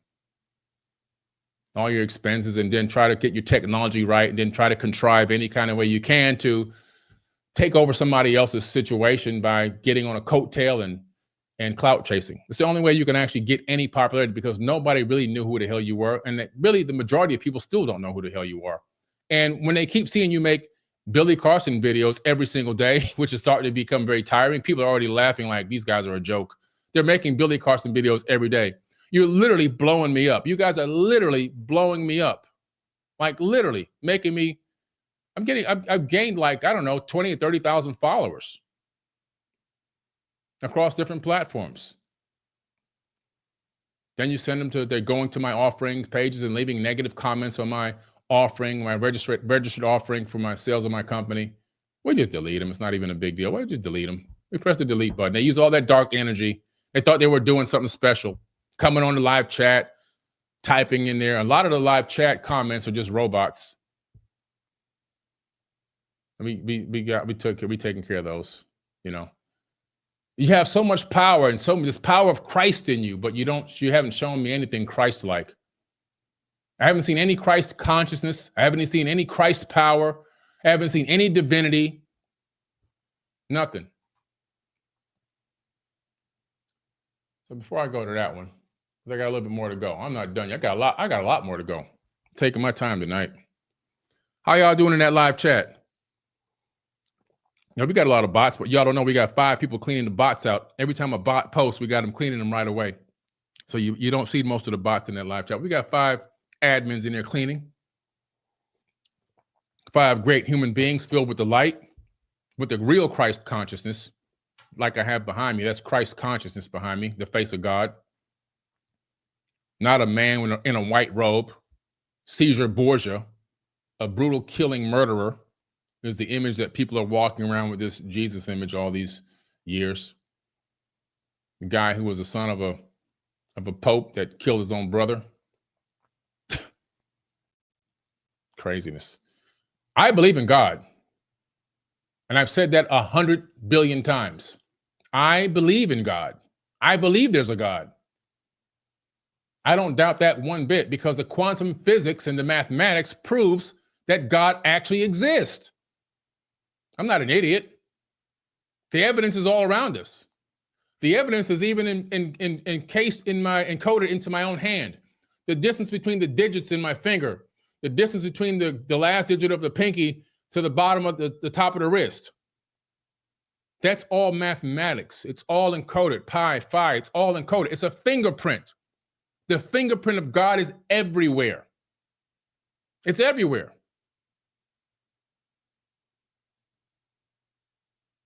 Not one time, there's dozens of videos. Not one time you have me hear me saying that I'm an atheist. I tell people I am God and God is me. That we're all God. Everyone has the power of Christ inside of them. It's about Christ consciousness. Do you understand the mission that he was on? Do you understand the peace that he wanted to bring to people spiritually? To have them seek the light and become the light and operate within the light? How come I can see that and understand that, but you guys can't? And you're wrapped up in the actual religion itself. You're operating in pure, unadulterated darkness. Extremely evil, conniving, manipulating. You don't believe in your own stuff that you guys teach and preach. Because if you did, you would not need to spend hundreds of thousands of marketing dollars to attack one person and track a person down, making all these contrived phone calls and offering bribes to people. And yes, we have witnesses on that, by the way, all entered into evidence. And you wouldn't have to do that if you really truly believed in your power and the power of your Christ and your God. It tells me that you don't believe in God and you don't believe in the power of Jesus either. You're just out here floating, fabricating things and doing darkness in the name of God, which is even worse. Even worse. You're pissed off at me because I have a different perspective of God than you do. And it's pissing you off so much to the point where you're willing to jeopardize your own freedom, your actual real freedom, and your bank account to attack in a very dark way.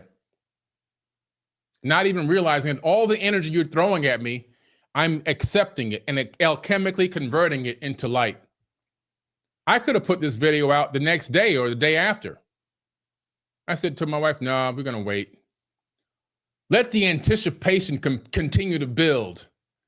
Let it continue to build. I want more energy. I want all of the energy that they can send me, as much as I can max out. Let them make 50, 60, 70, 100, 1,000 videos. Get all of their hoard together and send them all to me. And that's exactly what you guys did, exactly as I predicted. So I just waited patiently. I let the anticipation build. I let the videos go out there and let them get in circulation. I let the hype build up. And then I just absorbing right now at this exact moment in time. I'm actually eating that energy, that dark energy. I'm taking it all in and I'm alchemically converting it into light. You see? That's the difference between me and you. Now, let's get back into talking about some stuff real quick. All right. One of the things I wanted to talk about when he accidentally disconnected his video again was this.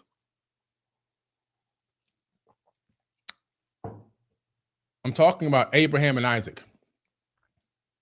God is supposed to be all-knowing and all-loving and all the same. He's all the same all the time. He's the same all the time, right?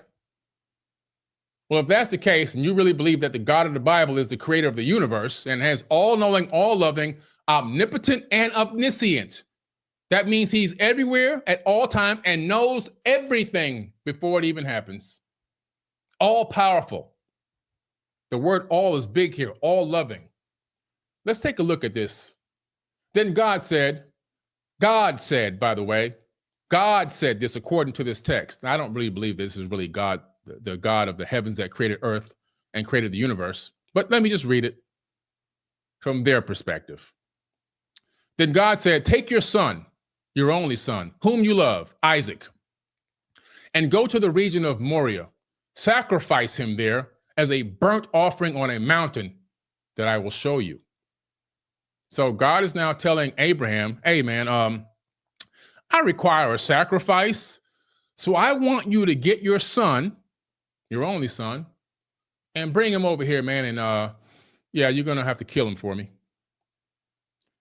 Early next morning, Abraham got up and loaded his donkey.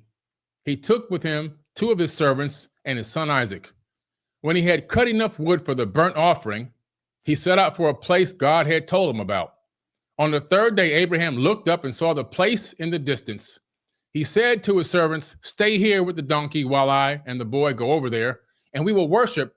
Then we will come back to you. So now he's lying. He's lying to his servants. So he's actually telling a bold-faced lie to his people. The second thing is, and the most important thing is, this quote-unquote God makes him go on a damn journey with his son to go kill him. I mean, they went on a far journey. They didn't go around the corner. They literally went on a trek. He says, do not lay a hand on the boy, he said. Don't do anything. Why did he tell him that? Because he first was going to kill him. He says,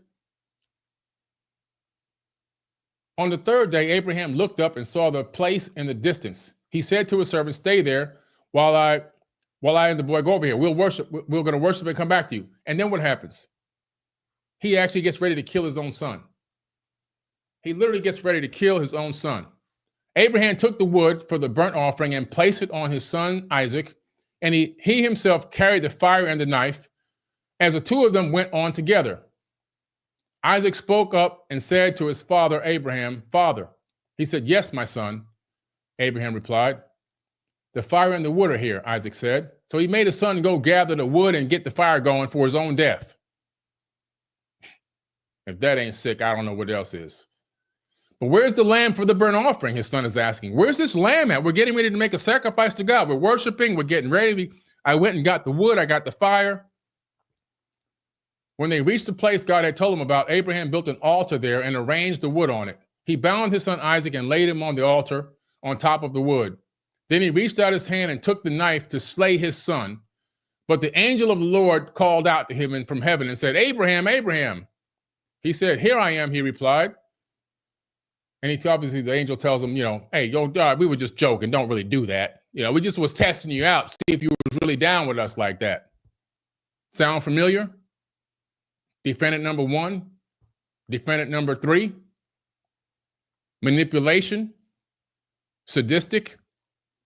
What is a sadistic narcissist? Let's take a look at some of the traits and see if we can compare them to this quote-unquote God of the Bible. A sadistic narcissist is someone with narcissistic personality disorder, NPD, who also exhibits narcissistic or sadistic traits. A sadistic narcissist takes pleasure in the pain of others. They may derive satisfaction from causing mental or physical pain to others without remorse. And we see that time and time again in the biblical text, where God is ordering the death of people. He actually thrives on it. Slay the women, slay the children, bring the spoils of war to me. Why does God need spoils of war? That's in Deuteronomy. Aggression. A sadistic narcissist may respond to challenges or threats with aggression. Again, in the book of Deuteronomy, many texts, there's one person there that speaks against me. Go burn down the entire town and kill everyone, even the children and women. Really? Oh, go read it for yourself. I always tell you guys in all the podcasts that I'm in, don't believe what I say, research what I say. Everyone's entitled to gain or find their own opinion. But a sadistic narcissist, they lack empathy.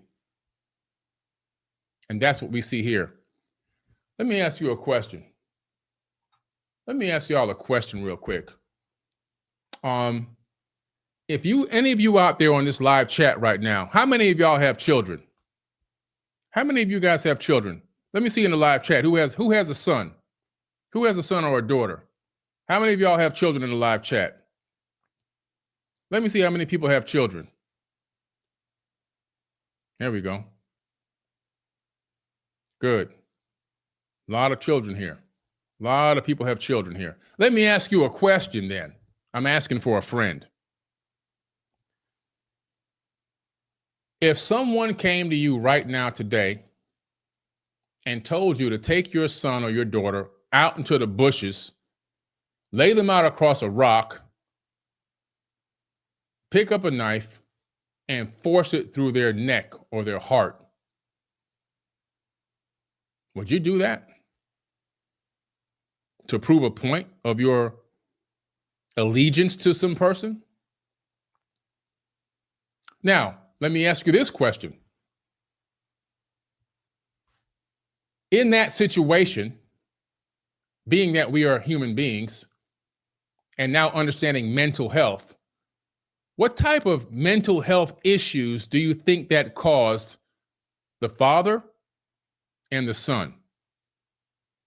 If that were to happen today, and we took those people to a psychiatrist and connected them to a SPECT scan at Dr. Daniel Amen's office, the #1 scanner of brains in the world, we would instantaneously see a trauma pattern on the brain. That would be a diamond pattern that would be burnt directly into the top of the brain. Why?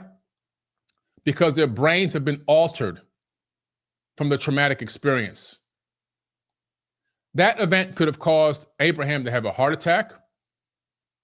It could have caused him to take his own life. I'm pretty sure he thought about that as well. Before I do this, I'll take my own life before I take my own son's. You see? So a lot of pressure there. Sound familiar? The pressure. He's thinking, well, if I don't do this, I'm going to look bad in God's favor. Sound familiar? With this whole defendant 1, 2, 3, 4 situation. I haven't even got into 3 and 4 yet. I just lightly tapped on 3. Got a lot more to go. A lot more to go.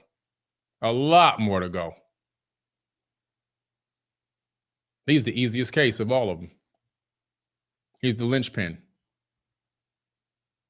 He ain't the kingpin. He ain't the ringleader, but he is the linchpin. We got you. We got you.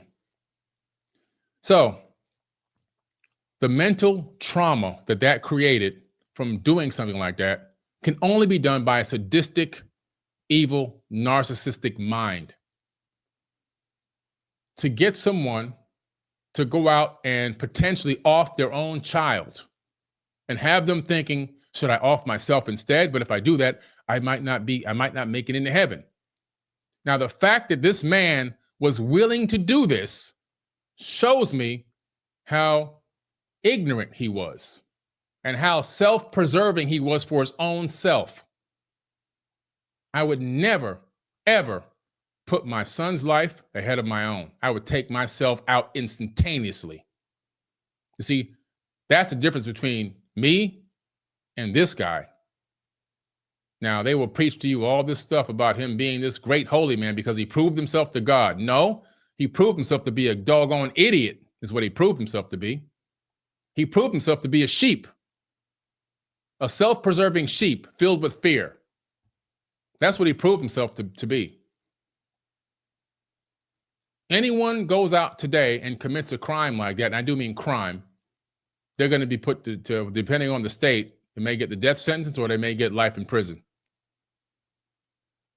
The child, him or herself, will be mentally tainted forever until they die. They will never be the same again. Never. A child. I never got a chance to express that in the deepfake that happened.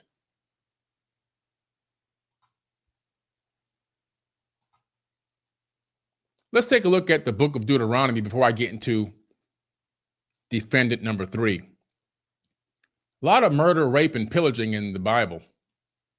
They attacked the Midian just as the Lord had commanded Moses, and they killed all of the men, all 5 of the Midianite kings, the evil, Rakim, Zur, Hur, and Reba, died in the battle. They also killed Balaam, son of Beor, with the sword. Then the Israelite army captured the Midianite women and children and seized their cattle and flocks. And all of their wealth was plunder. So they stole everything they had, even their money. Then they burned the towns and the villages where the Midianites had lived. And they had gathered the plunder and captive, both people and animals, and they brought them all to Moses. Does this sound like sadistic, dark, controlling, demonic stuff ordered by the Lord? I mean, I can keep going on and on and on. You guys go in and read that. That's Numbers 31, 7 through 18. Laws of rape, Deuteronomy 22, 28 through 29. If a man is caught in the act of raping a young woman, and yes, they use the word rape in there. If a man is caught in the act of raping a young woman who is not engaged, he must pay 50 cents of silver to her father. Then he must marry her because he violated her, and he will never be allowed to divorce her. That's his punishment. What kind of lunatic would rape and victim marry the attacker? Come on now. This is what you guys are into? I was going to ask this question. What type of lunatic would rape a victim and marry the attacker? You know what his answer was going to be? Well, that was the Old Testament. That's how it was done back in the day. They always go back to, well, that was this, and it was that, and well, you know, back at the time this was normal activity. It's always normal activity when God is killing people and murdering people. And again, I don't believe this is the real God doing this. I believe these people were influenced by somebody masquerading as a God. That's my personal opinion, and I'm sticking to that. I believe in God, but this ain't my God. Just ain't it.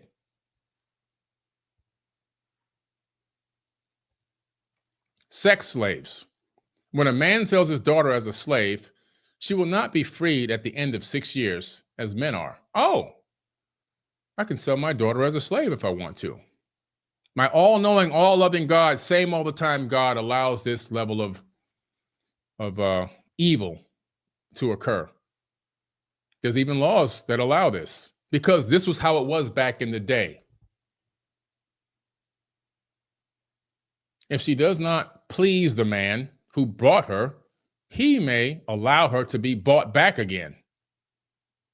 But he is not allowed to sell her to foreigners since he is the one who broke the contract with her.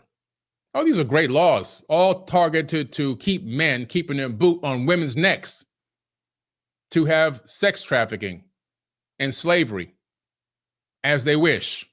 Now, do you really think the creator of the universe has anything to do with authoring this text? Or is this text authored by flesh and blood people, a man that puts his pants on one leg at a time, just like you and I? That question never got a chance to get answered in this deepfake because I never got a chance to speak. I want answers. Well, he's going to go make up some answers. Well, that's in that time period and so forth. And, you know, you don't question God. And it's a time period they were in. And you keep sticking to that. I'm sticking to what I feel, what resonates with me. That's what I'm sticking to. God assists rape and plunder. Zechariah 14, 1 through 2. Lo, a day shall come for the Lord when the spoils shall be divided in your midst, and I will gather all the nations against Jerusalem for battle. The city will be taken, houses plundered, women ravished. That means raped.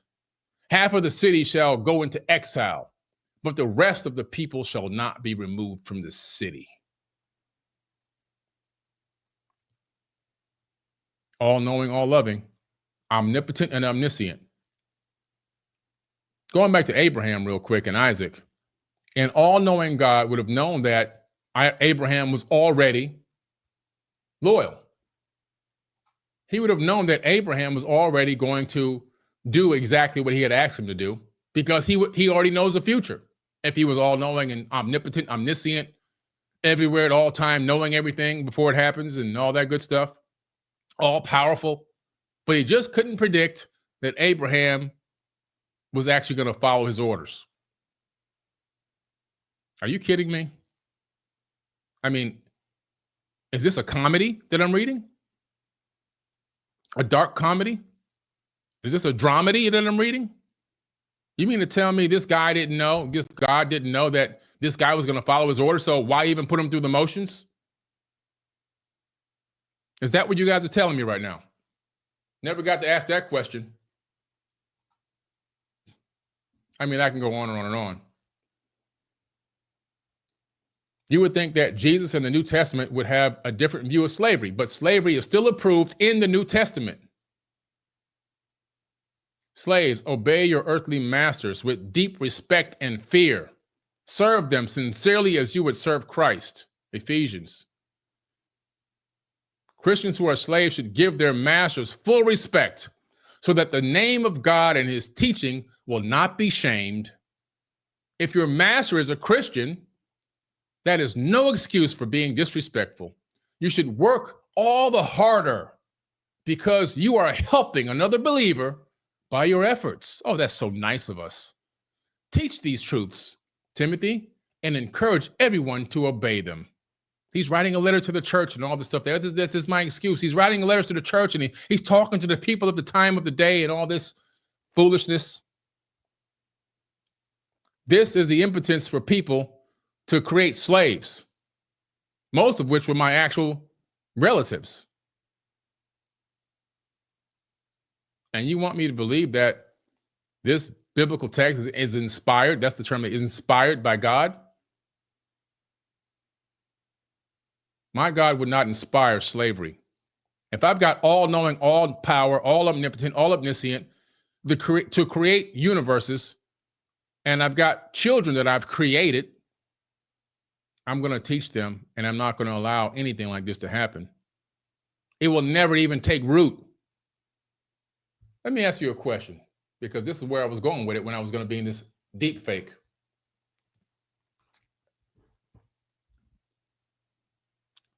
Some of us have kids.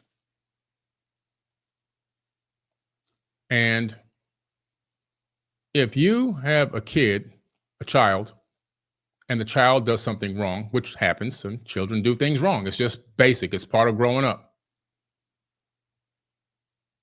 What do you do about it? You scold them, you put them on punishment, right? You teach them.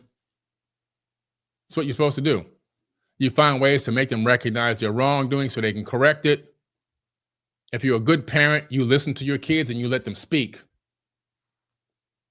You don't use the slave method, which people have still been using till this day, which is beating their kids. That's a slave method. That's the beating kid thing is the worst thing you can ever do to a kid because you're traumatizing them for life. You're giving them severe trauma links and PTSD.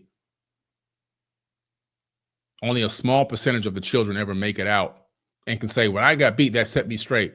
But the other 95% of the people are suffering their entire life. They turn out to be abusers, drug addicts, bipolar disorder, narcissists, and everything else because of those crazy beatings. Instead of listening to your kids and talking to them and finding out how you guys can gain some kind of common ground and teaching them and leading by example. We have the power to do that as human beings. And you mean to tell me this all-knowing, all-loving God didn't have the capability of doing that? Didn't understand basic parenting 101? But this is the creator of the universe. No, wrong. Again, like I said before, things I wanted to talk about in the dramedy that never got addressed. Let's move on a little bit now. Let's move on a little bit. Let's see where we're going now. Let's get over to, we're going to start talking about defendant number 3. Let me get into that. Here we go. Let me show some photos. Let me pull up a photo here. 12,791 people in the live chat right now. Make sure you guys share this video. And if you haven't, make sure you click that like button. Where's this photo that I'm looking for? Here it goes, up here somewhere. There we go. This one here. All right. Defendant number 3. The easiest case of them all. This is the linchpin that took the illegal content and distributed it online. The content that I didn't want distributed because I knew that it was contrived. It was heavily edited. Some of it was dubbed. It was also a setup. It was one-sided, and it made us look like complete amateurs. Even if it didn't have any of the other attributes to it, just the way that it looked, period, point blank, it looked like an absolute clown show. And I didn't want to be involved in a clown show. Now, what are these photos up here? You can see the bar over the face, the black mark over the face. It's showing in a couple of photos. This gentleman has been to my house, as he stated in his hate video, another dark entity. We invited him to my wife's birthday party, to a New Year's Eve party. We've done work with this man for over the years. We've done workshops and classes and training sessions over many years. My wife actually knew him for 20 years, and I've known him since probably, 2019 or something like that, when I started helping him promote Dr. Joe Dispenza, who he actually worked for, Dr. Joe. It was 2018, 2019. I started doing promotions for him on my social media accounts when I used to take paid promotions. Now I don't do that anymore. I only promote my own stuff. But back then, just trying to monetize, I promoted other people's content, other people's conferences, and so forth. And Dr. Joe was one of the larger, accounts, marketing accounts. So that's how I met him. My wife knew him long before I even met her. It was just a coincidence that we actually ended up knowing the same person. I thought he was a cool guy. I really did. I spoke so highly of this man. Again, another person I let in my inner circle. I really thought he was a cool person. I thought he was on the same frequency. I had done several things with him over the years, breathwork meditations and workshops and classes. Paid him money. He paid me money. Matter of fact, here's the last check he gave me right here. This is paid from his company, $11,000 he paid me. I was in a live workshop with him, Reverend Michael Beckwith, and a couple of other top-notch speakers. They were all good guys with a lot of real good knowledge.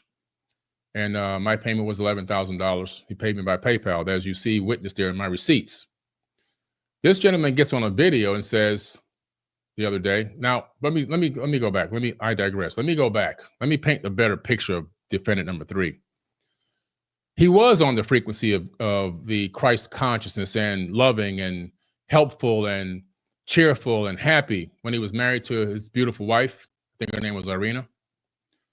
And something happened and he turned dark. He started gradually turning dark. I'm not sure what happened within their relationship, but it ended. I was kind of shocked. I hadn't seen her and him together in a while. And when I found out that it had ended and he had actually moved from Michigan to Florida, I said, okay, well, we'll do some things together. He claims in this video that at that time, which would have been either, 2019 or 2018, that I told him I was 70 years old. At that time, it would have been probably 48. He claims, and this is one of the most asinine things I've ever heard in my life, and I'm going to tell you the stem and the root of it goes into defendant number 4. He claims that I told him that I was 70 years old and I did that so I can sell colloidal silver. How in the world am I going to sell colloidal silver by telling people I'm 70 when I'm clearly in my 40s? And as some would have thought, I was in my 30s at the time. I would have sounded like a complete bumbling idiot. Now, if that was true, and everything else he said in this hate video, he's a cocaine dealer and all this, he's laundering money and all this. If he felt I was doing all this stuff, why did he do business with me for 5 years? Just as recently as that last invoice was paid, just in last year. Why do business with me if you know that I'm just lie? If somebody came to me his age and told me they were 70, I would say, oh, I can't do business. This guy is a psychopath. I got to walk away from this guy. But yet and still, he did business with me for years. Where does this 70 come from? Let's talk about that for a minute. Let's clarify what happened with that. Defendant number 4 saw an article about me online. Not written by me, not hired to be written by me. Someone wrote an article about me. Some random site saw me as an up-and-coming producer and said, hey, I want to write an article about this guy. And they did. In that article, they went to my IMDb, Internet Movie Database. That's where all the movies and TV series are stored, and people can get their credits for whatever work they've done in film. On my IMDb, it has a bio of me. And in my bio, it has my name and information about me. It has my height, my skin tone, my eye color, my hair color, my weight, and all that information. Because if somebody's looking to book you, they need to know that information so they can see if you're the person that's the right fit for what they're looking for a TV show or a series. Inside my bio, my height was in there as 6'4". 6'4". 6, quote, 4, double quote, 6'4". The person that wrote that article, they must have cut and pasted some of my bio because it was in there word for word.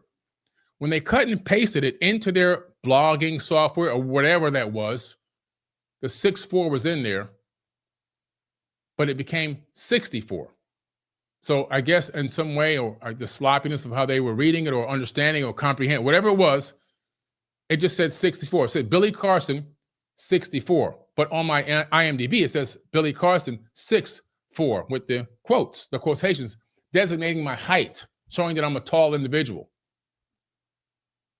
So it became Billy Carson, 64, instead of 6'4". That got carried on and got indexed into Google. Other people were then writing articles about me, but copying. What happens when somebody writes an article from these like B and C level article companies online, they all kind of grab from the same information and they kind of modify just a little bit, and then they put it out because they're just trying to get traffic to their site so they can get their Google ad revenue.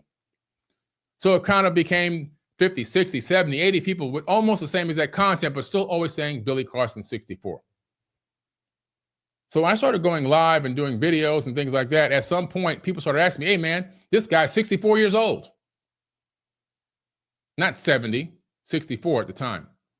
And I would comment back, no, I'm not 64 years old. That's a mistype in an article. I've gone live and I've got clips on Forbidden Knowledge on my Facebook and Instagram account of me explaining this exact thing.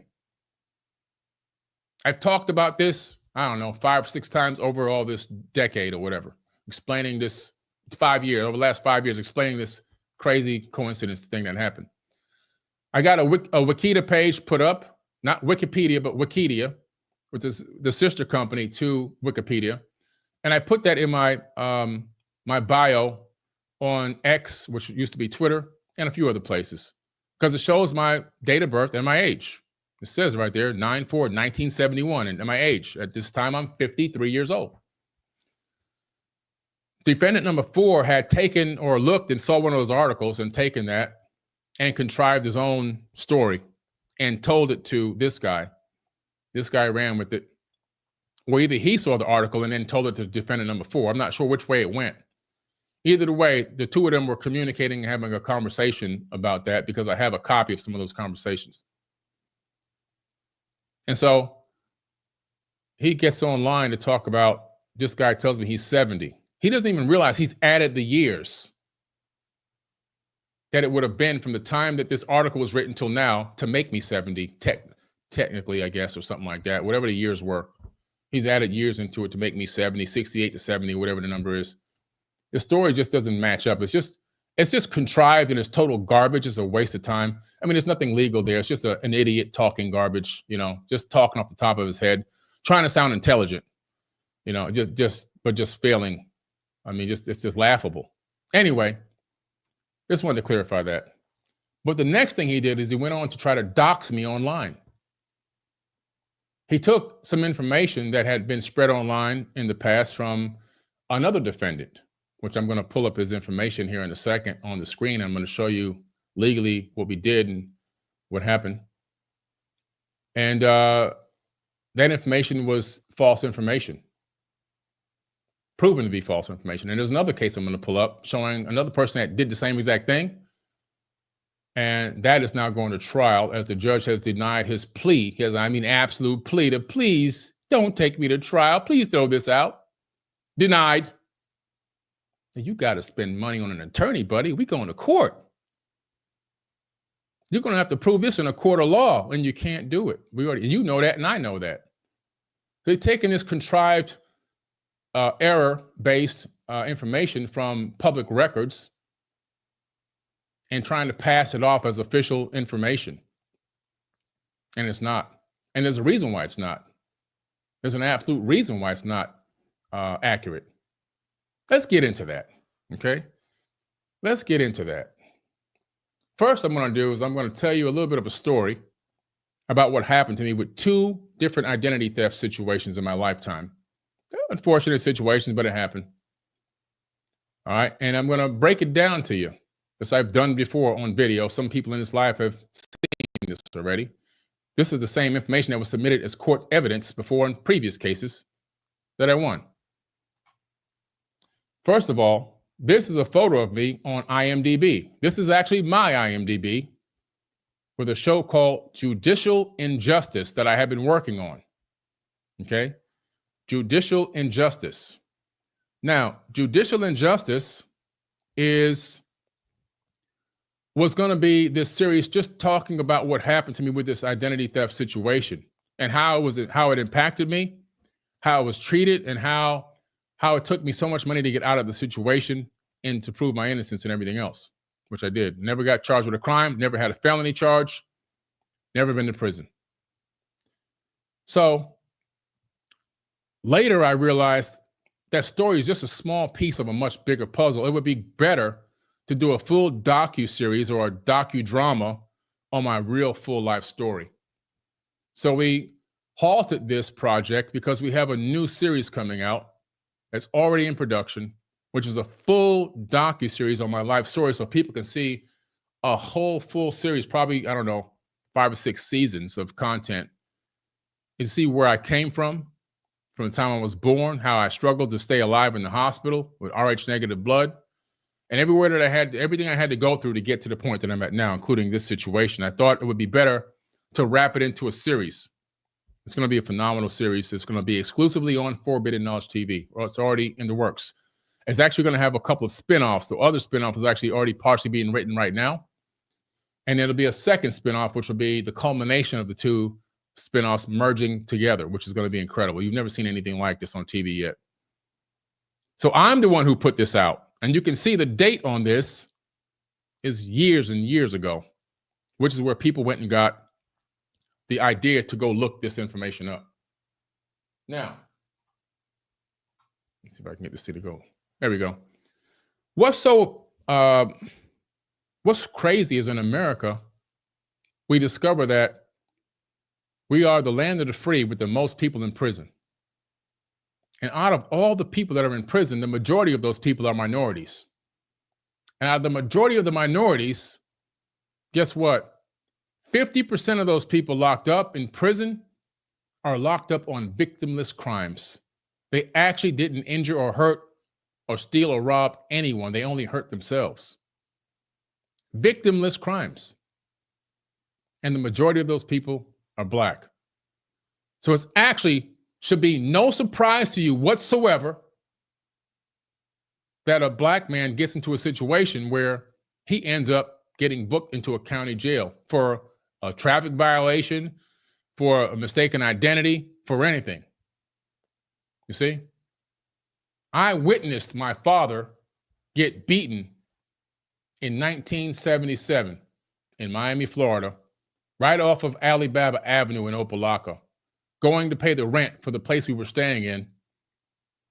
4 cops came over and started beating the crap out of him with the butt of their rifles. And a 5th walked over and says, "No, not that nigga, the one down there." And they got up and just left him on the ground bleeding, with my brother and myself and my mom screaming and crying inside the car, watching our dad get pummeled by these cops. Fast forward, 74 years old, a man that's only 5'8", maybe 115 pounds soaking wet. He's at a concert in Melbourne, Florida, and he was invited to by his own neighbor who was in the band. They put him in the front row. He was wearing a suit that I bought him without the jacket, just the vest and the pants and dress shoes, cleaned up. He hardly ever left the house for anything. He finally was pulled out of the house to go be a part of something. And we have the 9/11 tapes. This is a public case that you can look up, Melbourne, Florida, Palm Bay, Florida. I'm sorry, Palm Bay, very close to Melbourne, but it's Palm Bay Police Department. We won the case. That's why you can look it up and check it out for yourself. Someone called 9/11 and said there's a black drunk vagrant in the front row harassing people. 4 cops showed up within less than 5 minutes with all those people around in this live concert and beat my dad down, broke his back, and gave him a double concussion in front of all those people. My dad subsequently had to go to the hospital again after that initial visit because his back wasn't fixed right. They didn't really fix the broken spine. He was in so much severe pain and agony. Subsequently, he died from that beating. That beating was the root cause of his death. So when you find out that a black man has a mugshot, why does it even surprise you? I've been pulled over on 441 in North Dade County and told to pull my pants down and lift up my scrotum by a cop. So why does that even surprise you? It shouldn't, because it's factual and it's statistical and the stats are real. Now that I said that and got that off my chest, my dad's anniversary of death just passed. Anyway, I'm okay. Anyway, so yes, he was crazy. Yes, he was on drugs and drinking alcohol most of the time. But you know what? He instilled something in me. And that thing that he put in me has driven me till this very day. And I don't care what you say about a parent. They didn't have great parenting skills. They were, whatever. But he was depressed from losing his mom, losing his dad at a very early age. He was on his own from the age of 16, and he got on alcohol, then it led to drugs and everything else. He was trying to cope the best way he can. No mental health programs existed. They did. Nobody like him can afford it to get in. So it is what it is. Anyway, this is my first car. It's a 1978 Buick Skylark, I believe. It was 78 or 79. I believe it was 78, though. Buick Skylark. Sky blue. That's it right there. And why am I showing you this? I'm showing you this because when I got this car, I used to do something very stupid as a young man. I used to leave my driver's license and my Social Security card, which was in my wallet, underneath my car seat, because I forgot my wallet so many times, and I would get situations where I didn't have my wallet, didn't have money, or I would get pulled over and not have my ID on me. So I said, you know what? This ain't going to happen to me no more. I'm just a kid, man. I'm literally only 16 years old. So I put my ID underneath it. Now, I lived on my own. I moved out and I got my own apartment at a very young age. I'm in this place off of Miramar and University, right next to the Sam's Club. I forget the name of the place now. But anyway, there was another gentleman in my neighborhood. His name was Terrence. He had the same car I had, but I had fixed my car up pretty nice. I put nice rims on it. I put trues and bows on it. I had crushed down interior. I had 210s and 212s in the trunk with a Sony amp. You know, it was a nice car, nice sound system and everything else. And, you know, I had some things that he wanted from that car, I'm presuming, because he actually stole my car. And how do I know this? You'll find out in a minute how I know this. The reason why I know this is because my stuff was showing up on his car within a week. The same exact car, model, make, and year. If you look at this album cover, this is the Poison Clan album cover called Poisonous Mentality from the Poison Clan rap group based out of Miami, Florida. The person right here, dead center, next to the red logo, and up to the right of the logo, and also directly under it is superimposed, is Terrence Howard. Not the actor Terrence Howard, not my good friend Terrence Howard, the actor, but Terrence Howard, the sleazeball, who actually stole my car. But in my car, what did I have? I had my identity. I had my license and my social security card in there, which he ended up utilizing for his crimes. This song that they made, which you see him holding a purse in his hand, was about robbing and jacking tourists, which they actually did in real life. They actually went out jacking tourists for real and then made a rap song about it. So what these rappers are doing nowadays is nothing new. They've been doing this, rapping about them, telling on themselves. This is him right here, Terrence Howard, Miami, New Orleans, class of 1989. I don't know if they got him back again, but he's been in and out of jail over and over and over and over and over and over again. He ended up having warrants for his arrest: Georgia, North Carolina, Virginia, Florida. I went to go apply for a car one day, and when they pulled my credit, I had a cell phone bill. Back then, cell phones were really high if you really used them. I had whatever that Georgia Bell South. I had a Bell South on there, a Southern Bell at the time it was called. I had a gas bill on there. I had all this stuff. I had an eviction notice on my credit. I'm like, what the hell is all this stuff? I go hire somebody, find out it's all coming out of Georgia. I'm like, what the hell? Who is this? What's going on? I still have no idea. It's this guy right here, the guy that stole my car. I still didn't put two and two together. I had no idea what was really going on. Come to find out, it was this guy using my name as an alias, getting arrested over and over again and using my name as an actual alias.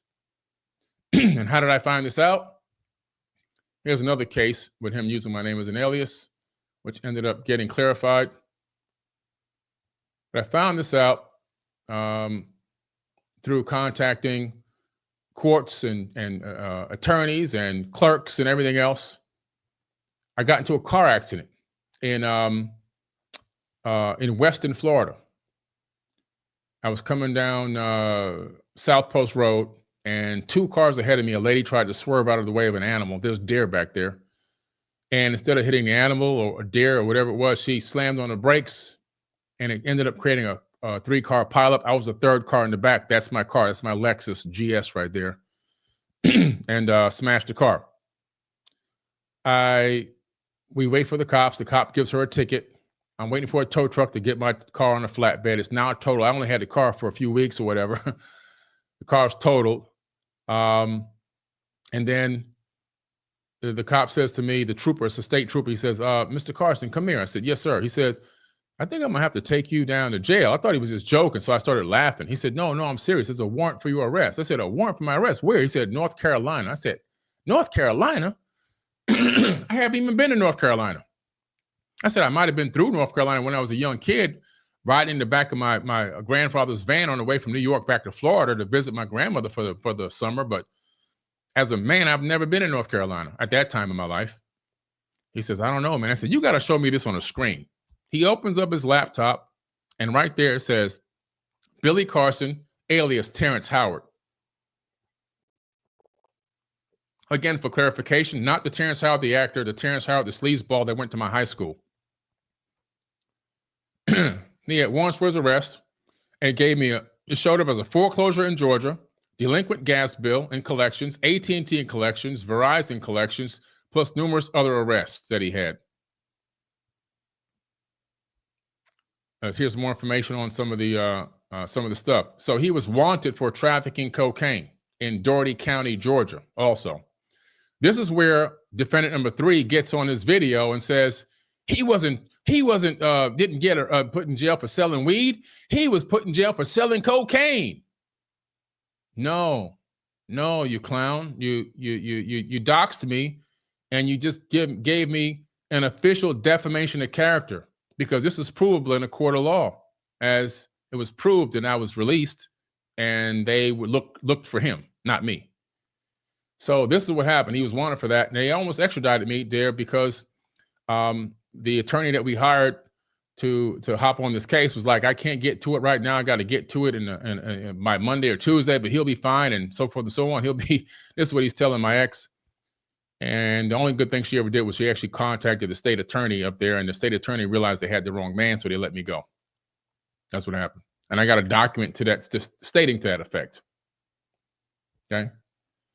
And so this is also a communication not too long ago with the people in charge of the documentation, because I wanted to have another hard copy, because all the moving, I had lost an official copy of some of my receipts. So I contacted her, and this is the actual email. You can see her information on here, her phone number, everything, to get that documentation again, and got a copy of it back again, maybe last year, I think it was, or 2023 or whatever it was.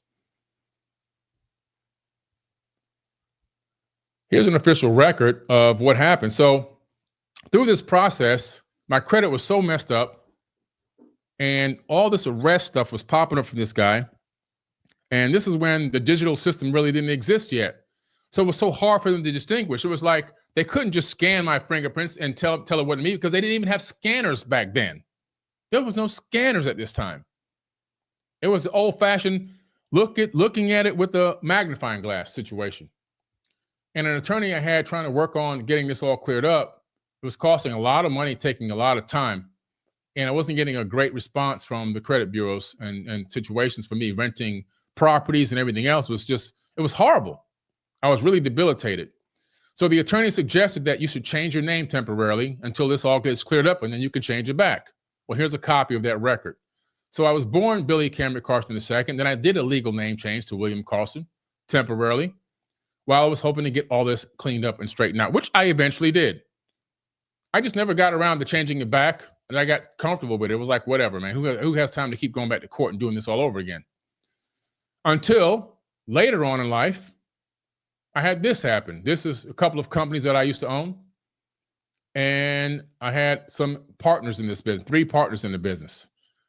And one of the partners ended up stealing not only my identity, but other people's identities as well in the company, and utilizing my identity to do all kind of nefarious acts. He had access to the file cabinet, access to the information, access to the office, access to everything. I had the technology and the infrastructure and the office space, and the gentleman that I knew, which was a good friend of mine, had partnered with him before. I didn't know this guy. So my guy knew him. He came on board to bring they had the sales reps, and I had the office. They had the training system, and I had the infrastructure. So it seemed like a perfect marriage. So I got to know the guy a little bit, or whatever. I didn't know the guy was shady. And my partner didn't even know. He had pulled the wool over his eyes as well, that this guy was shady. Ended up having to get an attorney. Here's the official letter here. Finding out that he was siphoning deals out of our office and putting them through another company he created called Genie, something Genie. I forget. I can't see it from here because my eyes aren't that good anymore since the pneumonia. They're getting better. They're going to be better. They will be good. But right now I'm struggling a little bit just to see, but it's on there. It's small text. Anyway, so the company was Genie something. And he was siphoning deals over there and utilizing information. We had found this because one of the customers sent us a copy of their credit card transaction, which is right here. And we circled the charges were coming from a company that they were utilizing as a merchant processor. We had to do a whole investigation. We had to pretend like we were customers. So we had to actually buy the product and see what the transaction showed up as on the credit card statement to figure out who it actually was. So we went over to the office and found out who it was. We found out that he was in there, and he was the one who had cultivated this whole scheme. And here goes the legal documents where we had to actually sue him and file for an injunction against him and his company in a judgment, which we actually won in court. See, defendant number 3, we win these cases. Defendant number 3, we win these cases. Okay, we win these cases. Another thing that defendant number 3 said that was I was a convicted felon. I was a prisoner. I went to jail. No, I don't have any felonies. Sorry. This is a statute about having a concealed weapon in the state of Florida. It clearly says that a concealed weapons license is not eligible to be possessed by a person having a convicted felony. That's the first line in Florida, Special Session A and Special Session B. Here's my concealed weapons license that doesn't even expire until 2027. I have a special FBI code that I use when I go buy my guns so that they know that identity theft fraud was in there. If you don't know about that, go ask any gun seller about the background check and having the FBI code that you put on the application. It allows them to know when it goes into the background check, it allows them to know right away, oh, we understand this is what happened. This has already been proven to be false. This guy's clean. Give him the gun. See that? You see that? So the fact that you made that statement, that's more defamation of character. It's not an opinion. You made statements, and those statements is going to cost you a lot of money.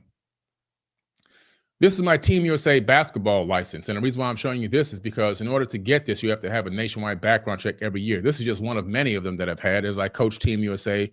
I did youth development and AAU and everything else, and they all require USSSA. They all require background checks.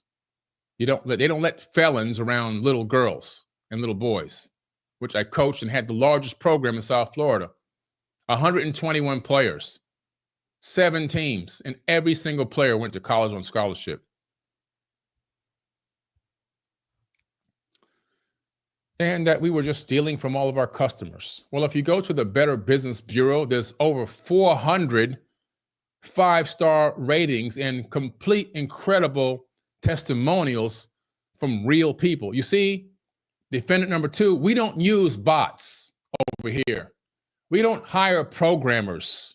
We don't hire geek programmers that are in the far left, that are in the cult, that want to just be cool by being down to do your hacking. We actually have real people, because the Better Business Bureau is one of the hardest places to actually put a review, because they verify each and every one. It might take 2 weeks for a review to show up because they verify each and every review.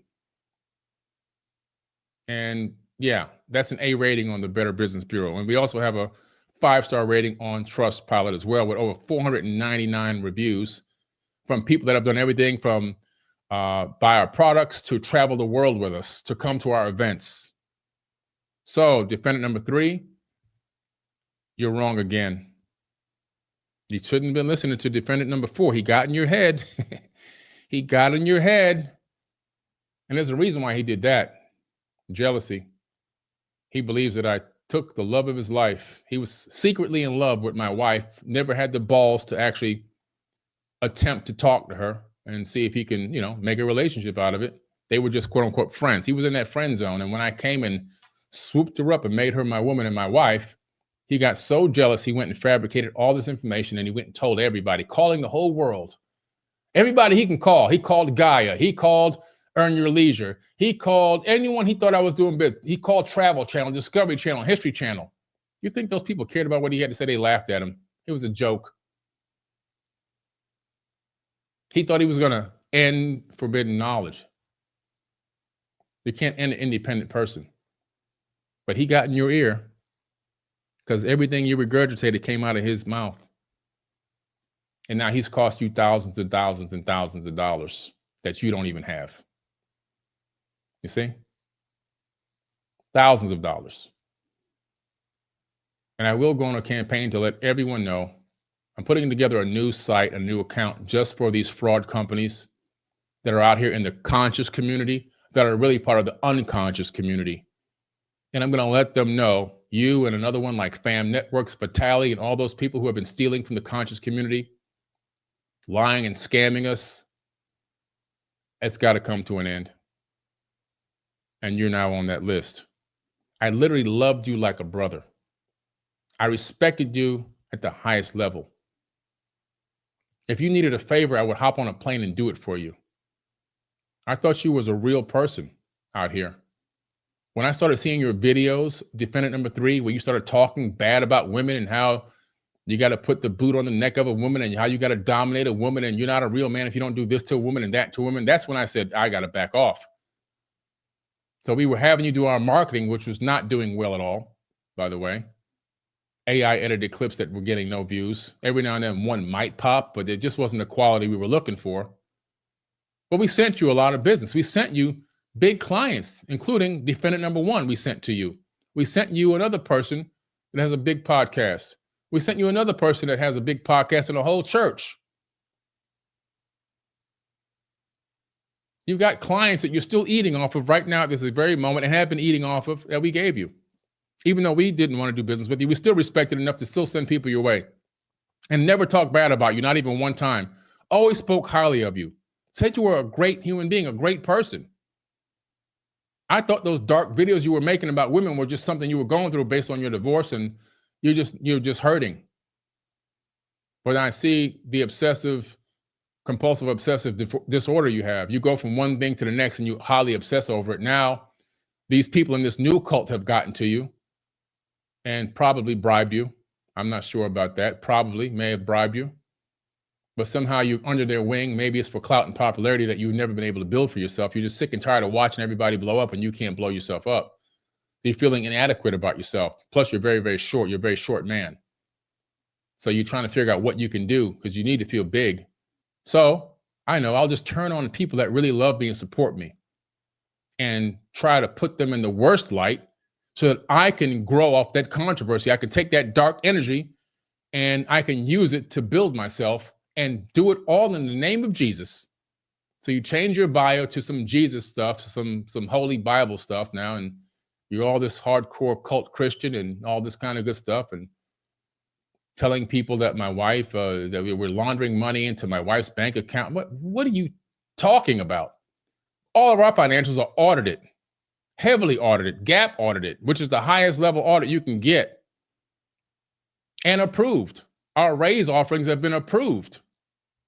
That's a hefty, hefty process, which is why a lot of people can't get it done. They account for every penny. I remember we had $1.43 we couldn't account for. It took us an extra 3 weeks to clear that $1.43. He got in your ear. Defendant number 4 got in your ear. And he spoiled you. And then these people from this cult, defendant number 2, got in your ear and promised you, like they did Jesus, like Satan went to Jesus and said, you can have all of this. He came to you because these people are really following the devil. They're not following any real God, Christ. He came to you and he said, you can have all of this. Just join us. And you fell right into their trap. And now you're there. And now you're in a situation where you can't back out. It's like a gang. Once you're in, you can't get out. You're in a gang now. You can't get in. You got jumped in. You can't get out. The second you back away and want to go back to what you really were doing before, they're going to attack you. And you know that. So now you got to be all the way in. You've got to be all the way in. Defendant number 1 sent you that Ring camera video. You took that and sent it to these guys to prove that hey guys, look, hey Ralphie, hey Ralphie, are you happy with me now? Hey Ralphie, are you happy with me now, Ralphie?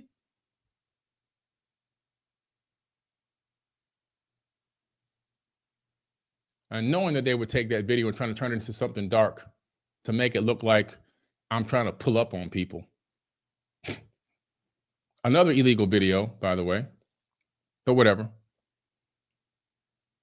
Because Mark has a do not consent and a cease and desist for any video of any kind, anything. It doesn't matter where it is, what it is. Anything in his possession of me is blocked and banned. Even that Ring video. You didn't know that, did you? His attorney and him agreed to that. You didn't know that, did you, when you put it out there? You didn't know that. So you didn't get the full story. This is on the screen right here, Cardi B. Why am I showing this? Well, Cardi B won a big lawsuit. She made these defamation claims in these lawsuits so easy. 1.3 milli in litigation expenses. She was also awarded $250,000 in medical expenses. Both parties agreed to reduce that to $25,000. She was so nice because, you know, the person was broke as a joke, just like you are. Either way, there's going to be some extraction of funds because thanks to this breakthrough case, it's allowed me even currently to be able to do some things with some other cases. You see, every now and then you got to push back. You got to push back every now and then. Let's take a look at one. And I'm going to have to pull it up here so I can actually see it and read it. Let's see if this is the one I want to show, or is it this one? Oh, yeah, let's take a look at this one. Let me see if I can read it from here. See if I can blow this up in any kind of way. Yeah, it's going to be hard. I'm just going to leave this on the screen while I go ahead and pull it up over here so I can actually see what the hell I'm reading.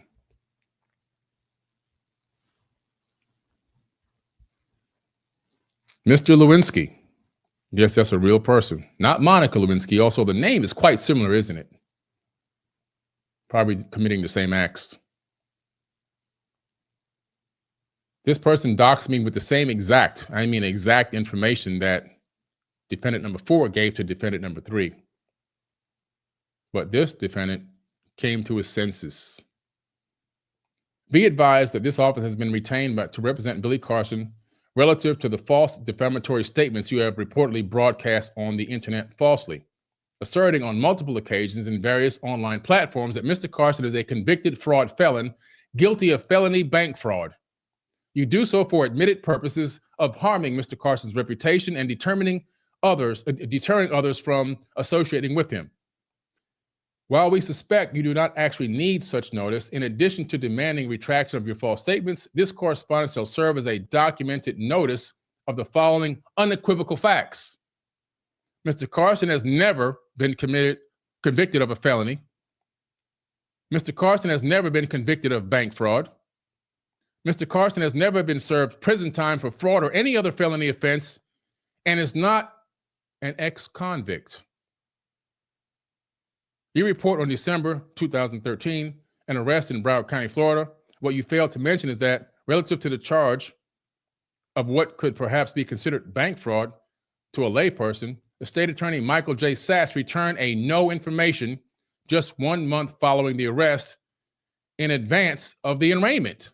Oh, yeah. As you surely know, a no information or no action, he probably doesn't know this, occurs before formal charges are filed. An information or formal criminal charge, a no information means the person accused of a crime is not charged. Therefore, not only was Mr. Carson never convicted of felony bank fraud, he was never formally charged with felony bank fraud.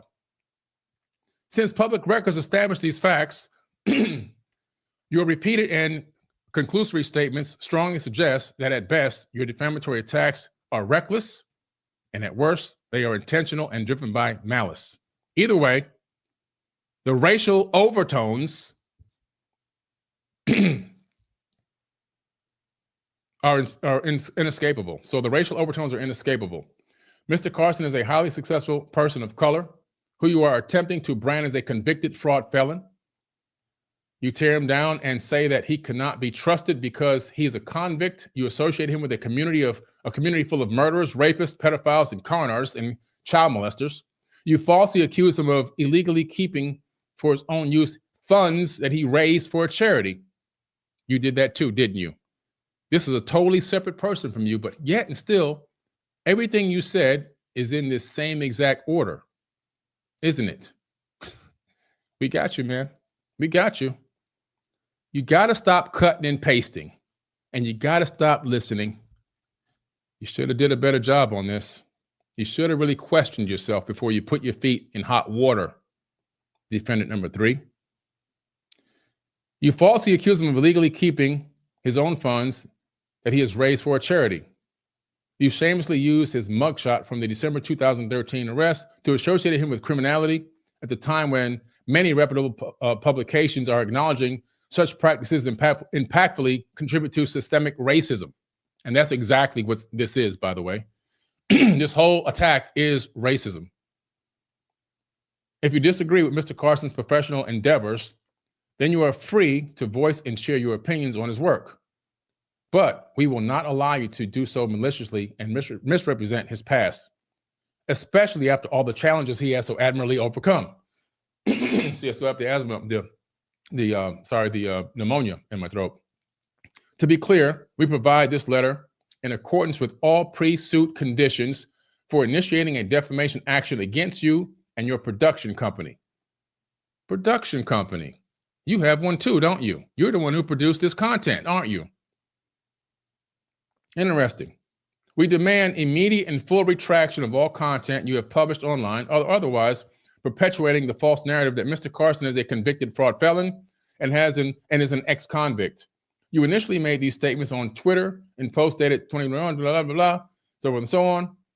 I can keep going on that. But your allegations about our client are false statements of fact. Mr. Carson is not a convicted fraud felon or ex-convict, has never been incarcerated. He has never been convicted of fraud. He has never been convicted of a felony. Indeed, with the exception of a minor traffic offense, Mr. Carson has never been convicted of any crime. I got tickets. My biggest crime was that when I was a teenager, I got pulled over and got like 6 tickets in one stop. The cop was really messing with me. I did have a light busted. It was an old car. It was a junker. It was a hoopty. I did not have my license on me. As I told you earlier, I always used to leave my license in the house. I had other issues going on with the registration. I didn't have a copy of that on me and all this other stuff. So by the time I got all said and done, I had like 6 tickets and I just ripped them up and threw them in the garbage. That's my biggest crime. I paid for that. I mean, I was 16 years old, man. I mean, I was a kid. I'm 53 now. I mean, come on.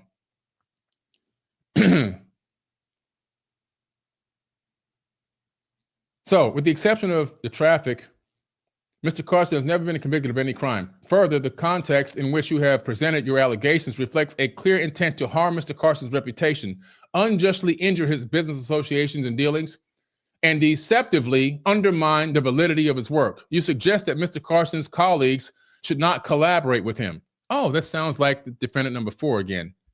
Exact words. Exact words. Interesting that this guy who did this before defendant number 4, then defendant number 4 copied and pasted a lot of his work and duplicated what he did almost line by line.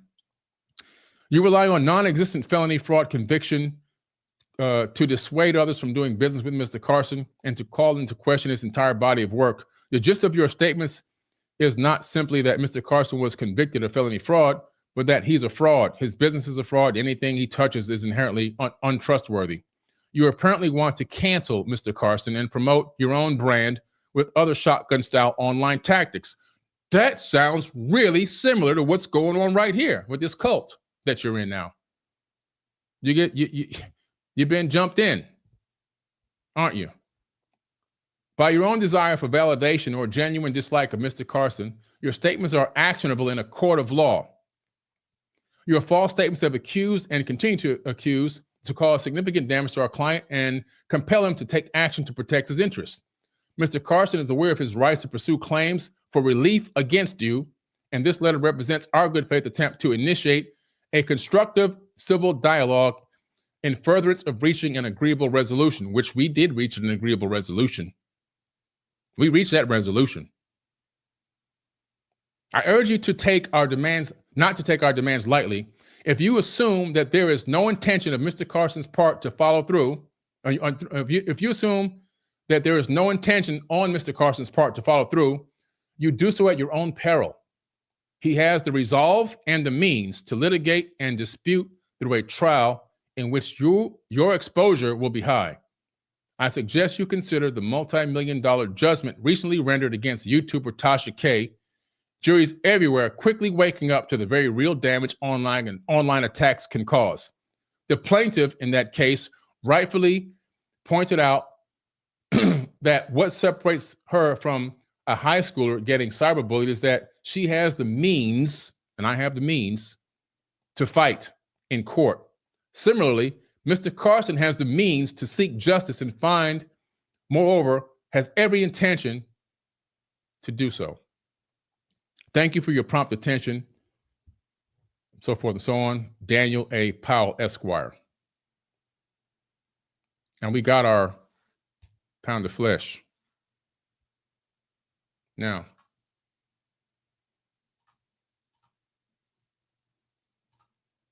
where's the other one at? Let's see, which one is this? Oh, here goes another one. This one is actually in court right now. We're in court right now with this gentleman here, Toronto A. Johnson, aka Moorish TV on YouTube. He took the same information from this Mr. Lewinsky that defendant number 4 took, and that you now, defendant number 3, has taken, and he copied and pasted it, and he regurgitated it like a parrot. And guess what? He's in hot water as we're in court right now, and he's been summoned to go to trial. The little bit of money that he made from the little YouTube videos is all gone. It's all going away. There's another one here. I wanted to show the case file, but I didn't upload that one here. But it shows that he tried to put a thing into the court to have it thrown out, and the judge said, no. No, you got to deal with this one, buddy. And you're going to pay for this. So the little $300 he made off of YouTube, that's long gone. See, every time you got to get an attorney, you got to put up about $5,000 to $10,000 retainer. In some of these cases, it's $15,000 to $20,000 retainer. You see? So I know that defendant number 2 is already calculating how many of his people he can beg for money so he can have some attorney, because he's already talking about, Billy Carson is suing me. No, I never. And that letter that you showed defendant number 2 was not a lawsuit letter. It was a cease and desist letter that you have taken and utilized illegal content and put on your platforms, and have dispersed that illegal content to many platforms against my wishes, because it was never publicly available content. There was a do not consent and a cease and desist on that from the very, very jump, long before anyone else got their hands on it. So in that case, you're now distributing illegal information. That's what you're actually doing. And you know that because in one of your videos, you said, I know I'm not supposed to post this, but here it goes anyway. So that just incriminated you, and we have a copy of that. You incriminated yourself. Thank you. We appreciate you. And yes, beg your followers for money. I'm sure your zealots will give you a lot of money. It doesn't really matter. They're just pissing their money away.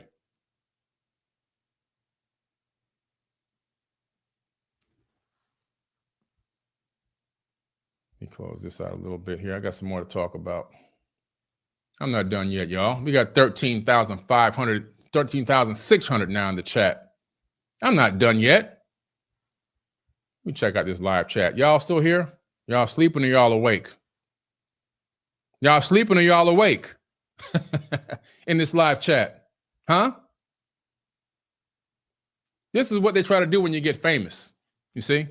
I let a lot of it slip because a lot of these people are just ignorant, poor people. You know, they're just poor people. They're just ignorant. So I let a lot of it, you know, whatever, man. These people are just poor dummies. You know, what can you do? But every now and then, you got to push back a little bit. You got to let people know, like, hey, I'll let you go so far, but then I'm going to draw a line in the sand. And you think your cult is so huge and so massive. I've got people in every area of politics. And yes, I still call them polytricksters, but I've got people in politics. I've got people in 3-letter agencies. They come on tour with me. I've got people in government. I've got people in countries. Powerful people that support. I've got billionaires. I've got billionaires' numbers on my cell phone. Billionaires that I can just call right now and have casual conversations with. I hang out with them. I got powerful, powerful people behind me. So you think you got powerful people behind you and you got zealots behind you? Congratulations. You thought I was just some dumb black guy that just happened to get a little lucky with a couple of clips online and gain some popularity.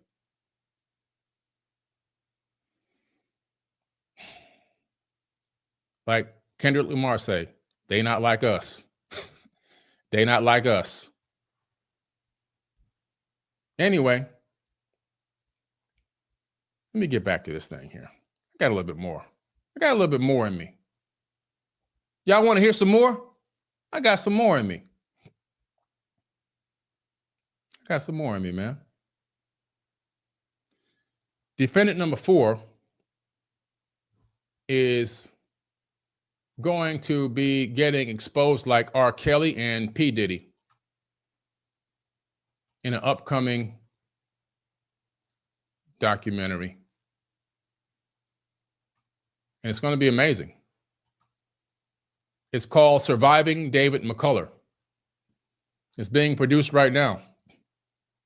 And it's going to expose every little dark secret, all the sexual harassment, all the theft, all the lies, all the thieving and deceiving and the robbing of investment dollars.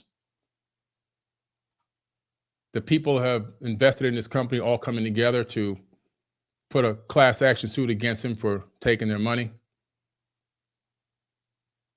People are rallying right now to put all the information into a report. A lot of legal activity going on, and myself, we're already filing. Well, first we have a step-by-step process. First, you have to send the cease and desist. That's your standard process. Like I did with defendant number 2. You have to send that cease and desist. You have to send that. If you don't send that, then you don't have a ground to stand on it. You give a person a chance. You give them a chance to take it down. But like with them, the fact that we already know they're not going to do that, it's just a process of the wheel spinning, you know? It's just the process of the wheel spinning. We know that the NDP, you know, from the University of Ontario, these people that are these religious zealots, we know what they're into. And that's okay. Like I said, the RCMP, the VPD, the CAFC. Fortunately, I have fans in those places. You just never know when you're poking a real bear. You just never know when you're poking a real bear. You see? You just never know. But this Surviving David McCullough is going to be huge. Just like R. Kelly, just like P. Diddy. It's going to be exposed. What he did to these women, how he stole money from these women. He literally manipulated all women, single women, and a few men, but mostly women. Stole money from them, manipulated them, stole equipment, blackmailed people. It's all coming out. Lied on people about sexual assault to blackmail them, to steal the equipment from them. It's all coming out. Surviving David McCullough. And the lawsuits are all dropping. He's going to have so many lawsuits at one time, he won't even know. It's going to be just like Diddy. Just like Diddy. The documentary is coming out very soon. Surviving David McCullough. That's defendant number 4.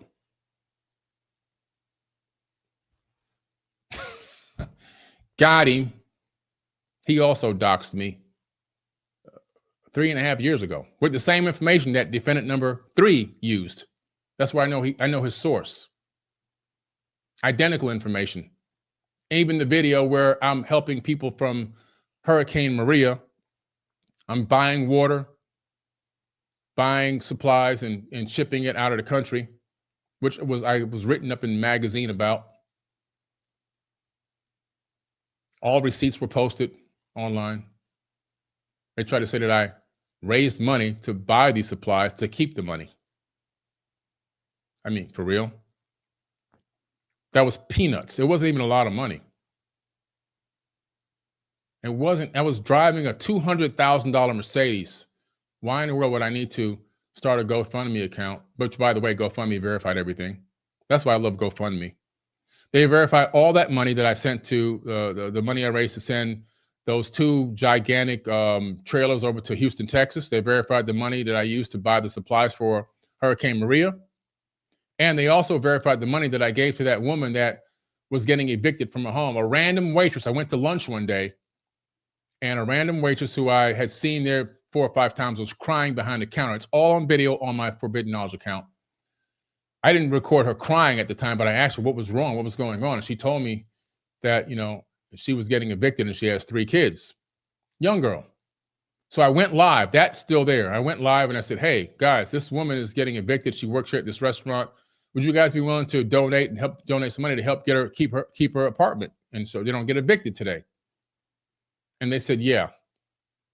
So we started a GoFundMe. I went up there. GoFundMe doesn't pay that quick. I went up there and paid the money to her. I gave her a check for $15,000. And you see me writing the check. My friend Henry was with me. We drove up there in my car, gave her the check, and told her this is in advance. The money hasn't come in yet from GoFundMe, obviously, because that takes a whole while to approve and get processed. But I know it's going to come in because my people are legit.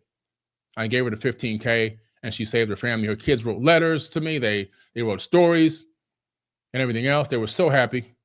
And then about 2 weeks after it all happened, I get another call from who? GoFundMe. They made me go back up there and take a picture of her ID and stand there with her and have her say what happened and show a receipt for everything she used that money for. Just like the other instances. Yeah, we have receipts. So yeah, there's no way I'm going to use a hurricane scenario to try to raise capital for myself when that money was absolute peanuts to me. You see my lifestyle. That's peanuts. Anyway, some of the things people come up with is just ridiculous. I want to announce something incredible. I got a huge announcement for everybody. This is a huge announcement. Make sure you tell everybody. Make sure you tell everybody about this announcement, okay? It's going to be massive. Let me see if I can get it up here on the screen. Where's this thing at? Y'all don't believe me. This is crazy. This is going to be a huge announcement.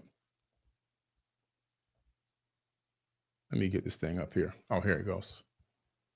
I got to show you the photo while I talk about it. So let me get the photo ready because you guys got to see this. This is amazing. This is amazing. Okay, where's this thing at? Here we go. You're going to love this, by the way. Especially the zealots. They're going to love this. Let's see if this is it here. Ah, here it goes. Got it. Okay, now I can put it up here. Just want to make sure I get it on the screen for y'all. It's going to be massive. 1 second. Let me just put one of these out here so I can upload it now. Let's see here. There we go. Boom. It's uploading. Okay. Huge announcement coming. Huge, massive announcement. I'm really looking forward to this new podcast series. I'm starting a Bible study with a 30-year bishop in the church and the Bible study with Billy Carson and Paul Wallace, unveiling ancient truths, a deep dive into scripture and hidden knowledge. I'm starting a Bible study. New podcast coming. Unveiling ancient truths, a deep dive into scripture and hidden knowledge. That's right. Each episode is going to be incredible, mind-blowing. We're going to get the air dates probably twice a month. We'll put up our Bible study. And I'll have incredible guests on like Reverend Michael Beckwith, other incredible reverends that I really love and appreciate, other people within different aspects of spirituality and even religion. We'll have the life coach and Bible laureate Tim Story. We'll have all these people on. We're going to have a great talk, great conversations, and we're going to teach great knowledge. Starting a Bible study. So I want to thank these gangbangers for creating all this controversy and all this energy and stirring it up and then sending it to me because I'm taking it. I appreciate it. I really appreciate it. Not only am I crushing this garbage defake, I'm going to start a Bible study on top of that. And you have no idea what kind of catalog of content I have. I'm getting ready to put out so much content. I see you guys only have religion up your sleeve. That's all you can talk about. You got no real knowledge. I can talk about anything. Quantum physics, metaphysics, spirituality. I can talk about anything. Science, sports. I have so many topics swirling around in my head that I can go deep diving on. Technology. I have a new science show coming out where I'm doing experiments. All of that stuff. There's so many aspects of what I do. And you guys thought that you were going to cancel and end my career. That's the subject line you guys put out. No, you building my career. You're building it. That's what you're doing. You're sending me energy without even realizing it. I mentioned a couple of names in this podcast, but the main culprits, I only mention the names of the people that are like losers on social media and the internet. They have no followers. The other one is also a loser on the internet. He has no followers at all, but I didn't mention his name for one particular reason. The defamation's coming. The other guy, it's a big collaboration. Just like you have your collaboration that you're working on to try to take Billy Carson down. You're trying to put together a global network for one man. That's how scared you are of me. You guys are horrified of Billy Carson, aren't you? You're horrified. We got to end this guy. He's too big.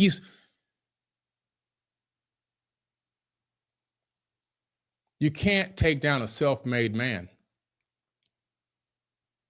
Knowledge makes men unfit to be a slave. You never heard that quote before? Frederick Douglass. Knowledge makes man unfit to be a slave.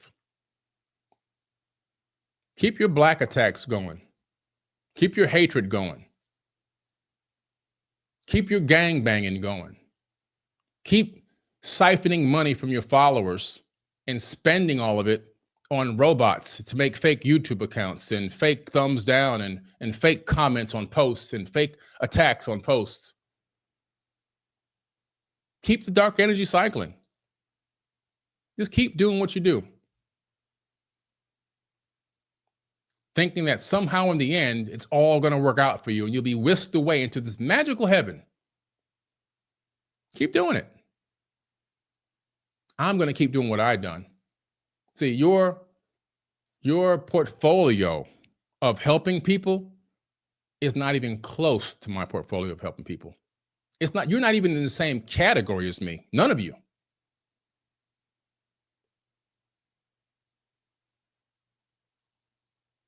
None of you. I literally have a portfolio of the assistance that I bring to the world outside of just talking on video clips. I can teach a monkey to do that. I could teach a monkey to do tricks. Real help, real solutions. Investing and saving and spending real money on people, helping real people all around the world, not begging and siphoning. I get my people to chip in because I want them to feel like they have some type of sense of accomplishment, like they're helping the world too. But things that I do behind the scenes, like building people houses that are homeless, donating money to orphanages every single year, and all these other projects that I run behind the scenes that it's none of your business that I'm doing. I can sit here and brag for hours. You guys aren't doing that. You're trying to figure out how you can siphon another 10,000 out of your followers so you can continue to find some type of attack. You're trying to find out how you can siphon another 10,000 out of your followers by lying to them and fabricating to them so that you can figure out how you can find out where I live and show up at my house. You have followers, your followers contacting, your sheep contacting us, telling us they're going to attack our 12-year-old kid. You have your following, based on your lies and your deception, attacking our 12-year-old YouTube account, which he's just a little YouTube gamer. His little account, he was so happy to have his account. Now we have to keep him off of it so he doesn't see these attacking comments. Hatred, evil, darkness, all in the name of the Lord, right? A 12-year-old. A 12-year-old. Interesting. Interesting.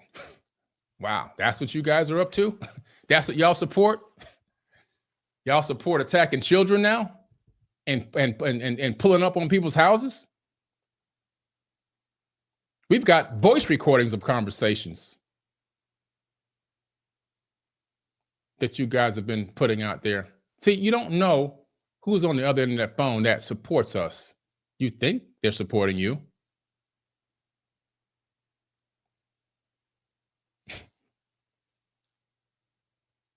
You never know when you're going to poke a bear. I was going to take the rest of December off. I have been bragging about that all year long in all of our podcasts. We were going to take December off and relax. I just came back from my 1-year wedding anniversary with my beautiful, gorgeous wife. We relaxed in a huge 8,500 square foot mansion with our best friends on a tiny private island and had the best of times when all of your foolishness was propagating. And I just said, let it go. Don't respond right now. Let it go. Let it get into the system so that it can cultivate and create the energy that I want to absorb. And I'm absorbing all of it. I'm not the same almost half dead person that you tried to talk to a few weeks ago. I've gotten my clear mind back. My brain fog is gone. My body weight's coming back. I'm lifting and working out every single day. I'm getting stronger by the second. I'm not that weak, sick person that just almost died. It was in the hospital, coming on a show on a video feed with a IV bandage on, literally fresh off the IV tree, the big tree with all the different IV bags and all the antibiotics and everything else dripping into my body. Fresh off the bag. I'm in the studio, out of boredom, really. But brain fog, tired, exhausted, can't breathe. I only got about 2 more weeks of recovery left from this pneumonia, and I'll be full strength. But either way, I have a catalog of content. I'm going to do a brand new Bible study. I'm bringing on the top, what I consider to be the top spiritual leaders to come and speak and talk. Some will be reverends, some will be bishops, some will be spiritual leaders with no church affiliation or whatever at all. But they're all going to be great orators and great teachers. And we're going to break down information and we're going to teach it the way it's supposed to be taught. We're bringing the light. Won't he do it? We're bringing the light. We're bringing the flower of life. We're expanding it from 2D to 3D and from 3D to 4D. We're building a brand new tesseract. It's a 4th dimensional hypercube, Metatron's cube. That's what we're doing over here. At the same time, defending home base and standing on business. Period, point blank. Defending home base and standing on business. So, if you think that you can continue to do what you're doing, hey, whatever, man. I really don't care. This isn't the first time this has happened. I had the flat earth community attack me harder than you guys. This is like, whatever. At the same time, though, you got that illegal content and then you altered it.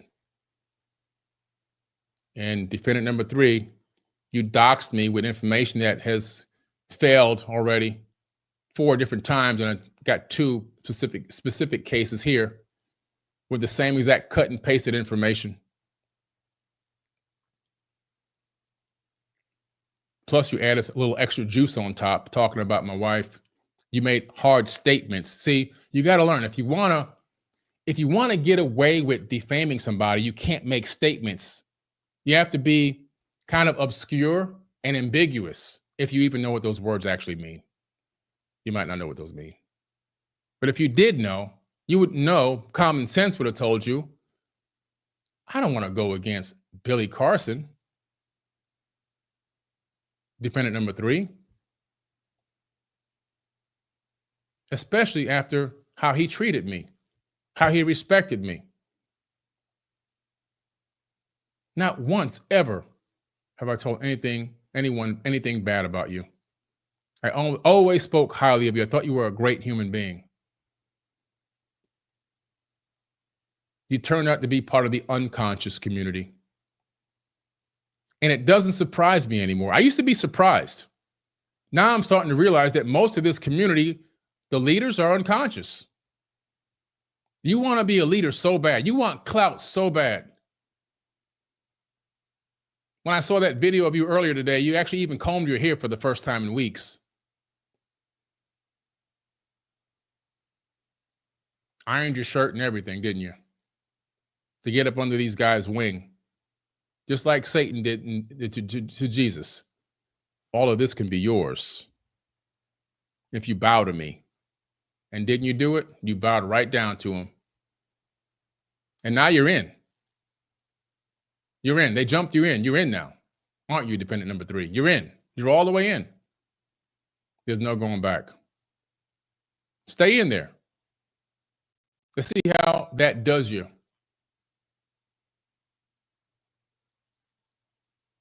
Let's see how it does you.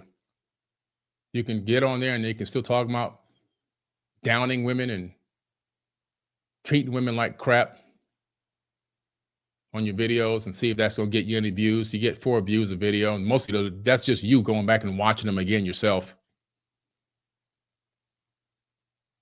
And you can look for more people to try to defame. I saw your video you put out trying to attack Sadhguru, trying to attack Joe Dispenza, trying to attack whoever else. I don't know, Greg Braden, whoever you've been out there trying to attack. I'm not sure. I got to go back and look at the video again, but you're trying to attack all these leaders now. Nobody even knows who the hell you are, and nobody even cares. You haven't put in the real work. You had a couple of conferences or whatever you want, retreats. You put together a couple of online things that did okay because of your connections with Dr. Joe Dispenza and the email database that you had built up. If it wasn't for him, you'd have nothing. And then you'd talk dirt about him to me and told me he was no good. I remember that. That should have been my sign right there that you were dark, that there was something wrong with you. But I gave you the benefit of the doubt at the time. I said, well, maybe this guy did treat him bad or something. But now I'm starting to realize it's just your phases. You go through these phases where you become completely super obsessed and indulged in something like this new woman thing you've been doing. You probably just got out of that now. Now you're into this cult thing. Change your whole bio over. You're straight Jesus Christian and you're attacking people in the name of the Lord. Sounds like all the wars we've had on this planet.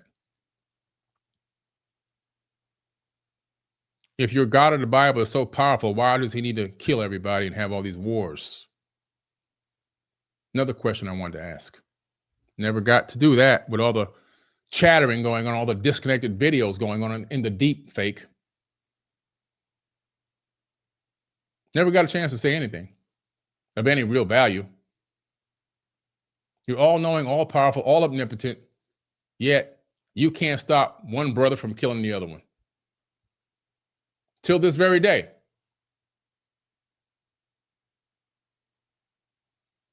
How does God have chosen people, but created all people, and supposedly loves all people, all knowing, all loving, all the time, except for these people are just a little bit better over here. And because of that, they get the green light to blow other people up, don't they? They get to blow other people up and kill them in what they call this religious war. It's approved because other people are just losers in the wrong religion. They believed in the wrong God. So now they're not worthy of anything. So we could just take them out if we want to and take all their land, take their property, take their goods, take the spoils of war. Sounds familiar, doesn't it? Deuteronomy. Still playing out to this very day, based on text that was supposedly written thousands of years ago. These people are following a blueprint of divide and conquer, disaster, and blood. All in the name of the Lord.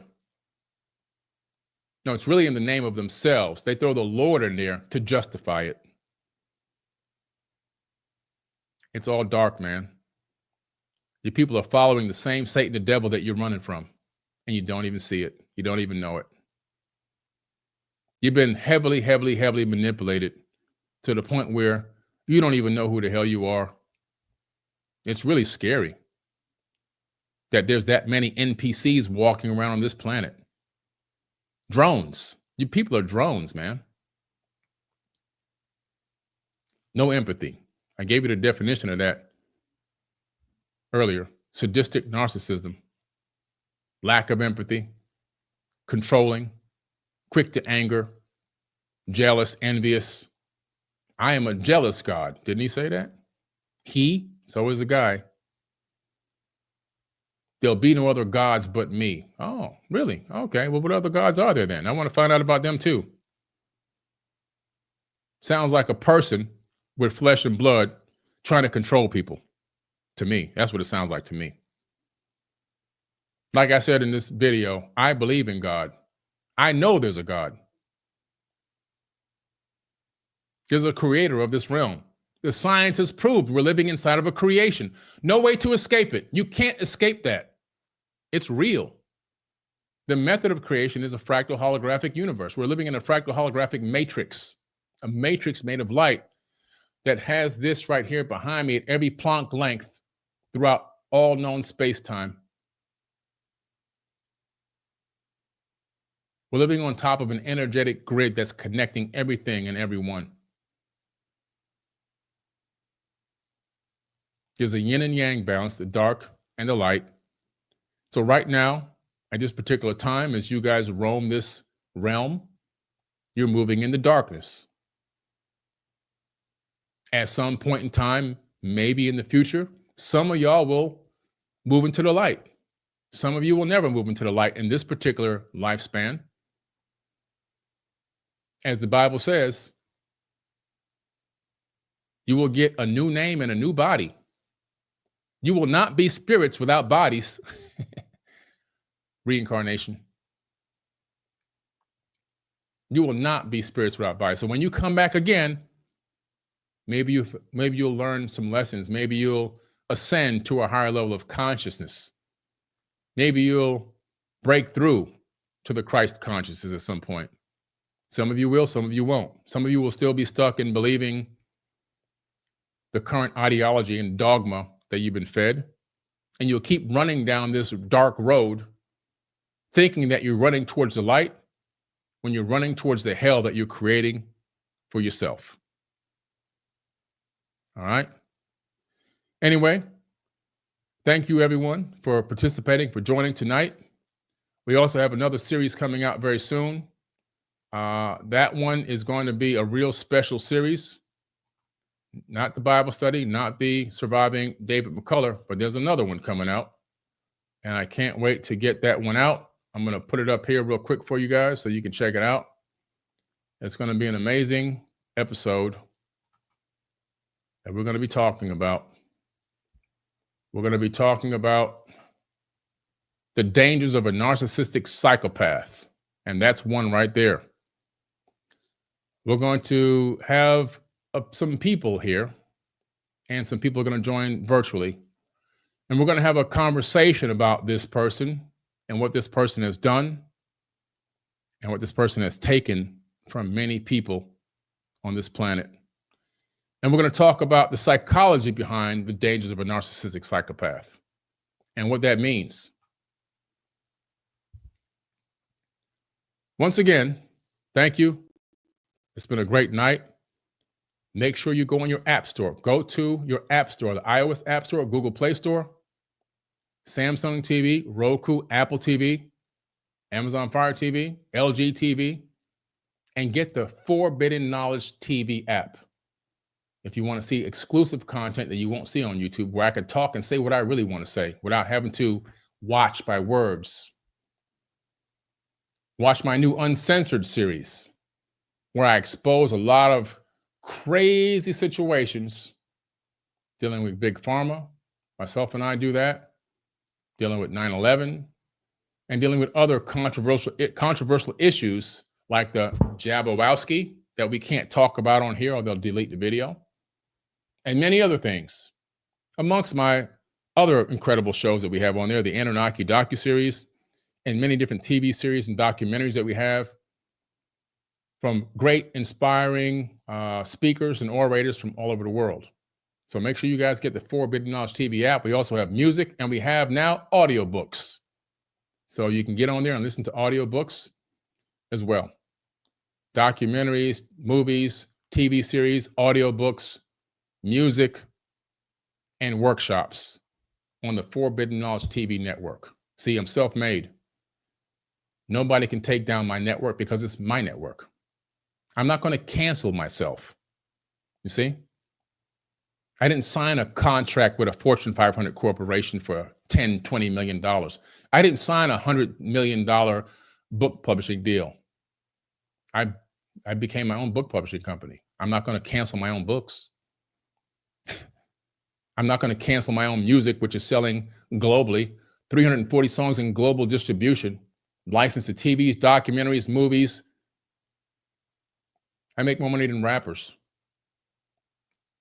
I'm not canceling my music. You see? You can't cancel somebody that's independent. I'm not a Joe Schmo 9-to-5 worker bee. I'm not like, what's that rapper? Yeezy, or not, what's his name? Yeah, I think it's Yeezy. The guy with the Adidas contract, they canceled him. They canceled his sneaker deal. Apple canceled his deal. Nobody's canceling my deal. And all these TV shows that I go on, they don't pay money. You go on there for just get your face out there a little bit more. The most I've ever been paid is $500. Usually get $200 and you get $100 per diem or something like that. You may walk out of there with $350, $400. I've been over hundreds and hundreds and hundreds of TV shows. They don't really pay you for this type of thing. You have to be really like a union-based actor to get some type of real revenue in acting and things like that. This is not acting. It's like you're considered an expert on a topic and you speak on there, and that's it. It's just for popularity. That's all it is. Even shows that have been out for 20 years, they still only pay between $400 and $500 to a person. You're in there for like 4 or 5 hours and you go home. Nobody gets rich off of being an expert talker on like a show like Ancient Aliens or anything like that. Great shows. It's just standard in the industry. You're not getting rich off of that. You have to have real businesses like I have, and real business knowledge and real financial literacy. So check out my articles on entrepreneur.com, because I'm a contributor to Entrepreneur as well, where I have a lot of connections, big time entrepreneur connections as well. All right. Anyway, guys, I love you guys. Thanks for hanging out. This has been the Forbidden Knowledge Podcast. I exposed the fake debate video. Hope you had a good night, and I hope you learned something tonight. Hope everyone here learned something. I'm sure they'll take this and they'll chop it up into a million pieces and make all their garbage with it. At the end of the day, it's all opinions.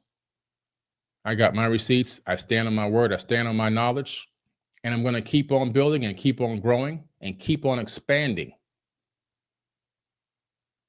I mean, expanding like you wouldn't believe. We have 2 huge deals in the works right now. It's going to take us even to another level. So, more coming very soon. More TV series, more docuseries. And don't forget, Surviving David McCullough documentary coming very, very soon. We got to stand up for our women. We can't let people destroy our women. We got to stand up for our women, and we got to support them and make sure that they're safe and that they're okay. And that's what we're doing. Everyone, I love y'all. Peace.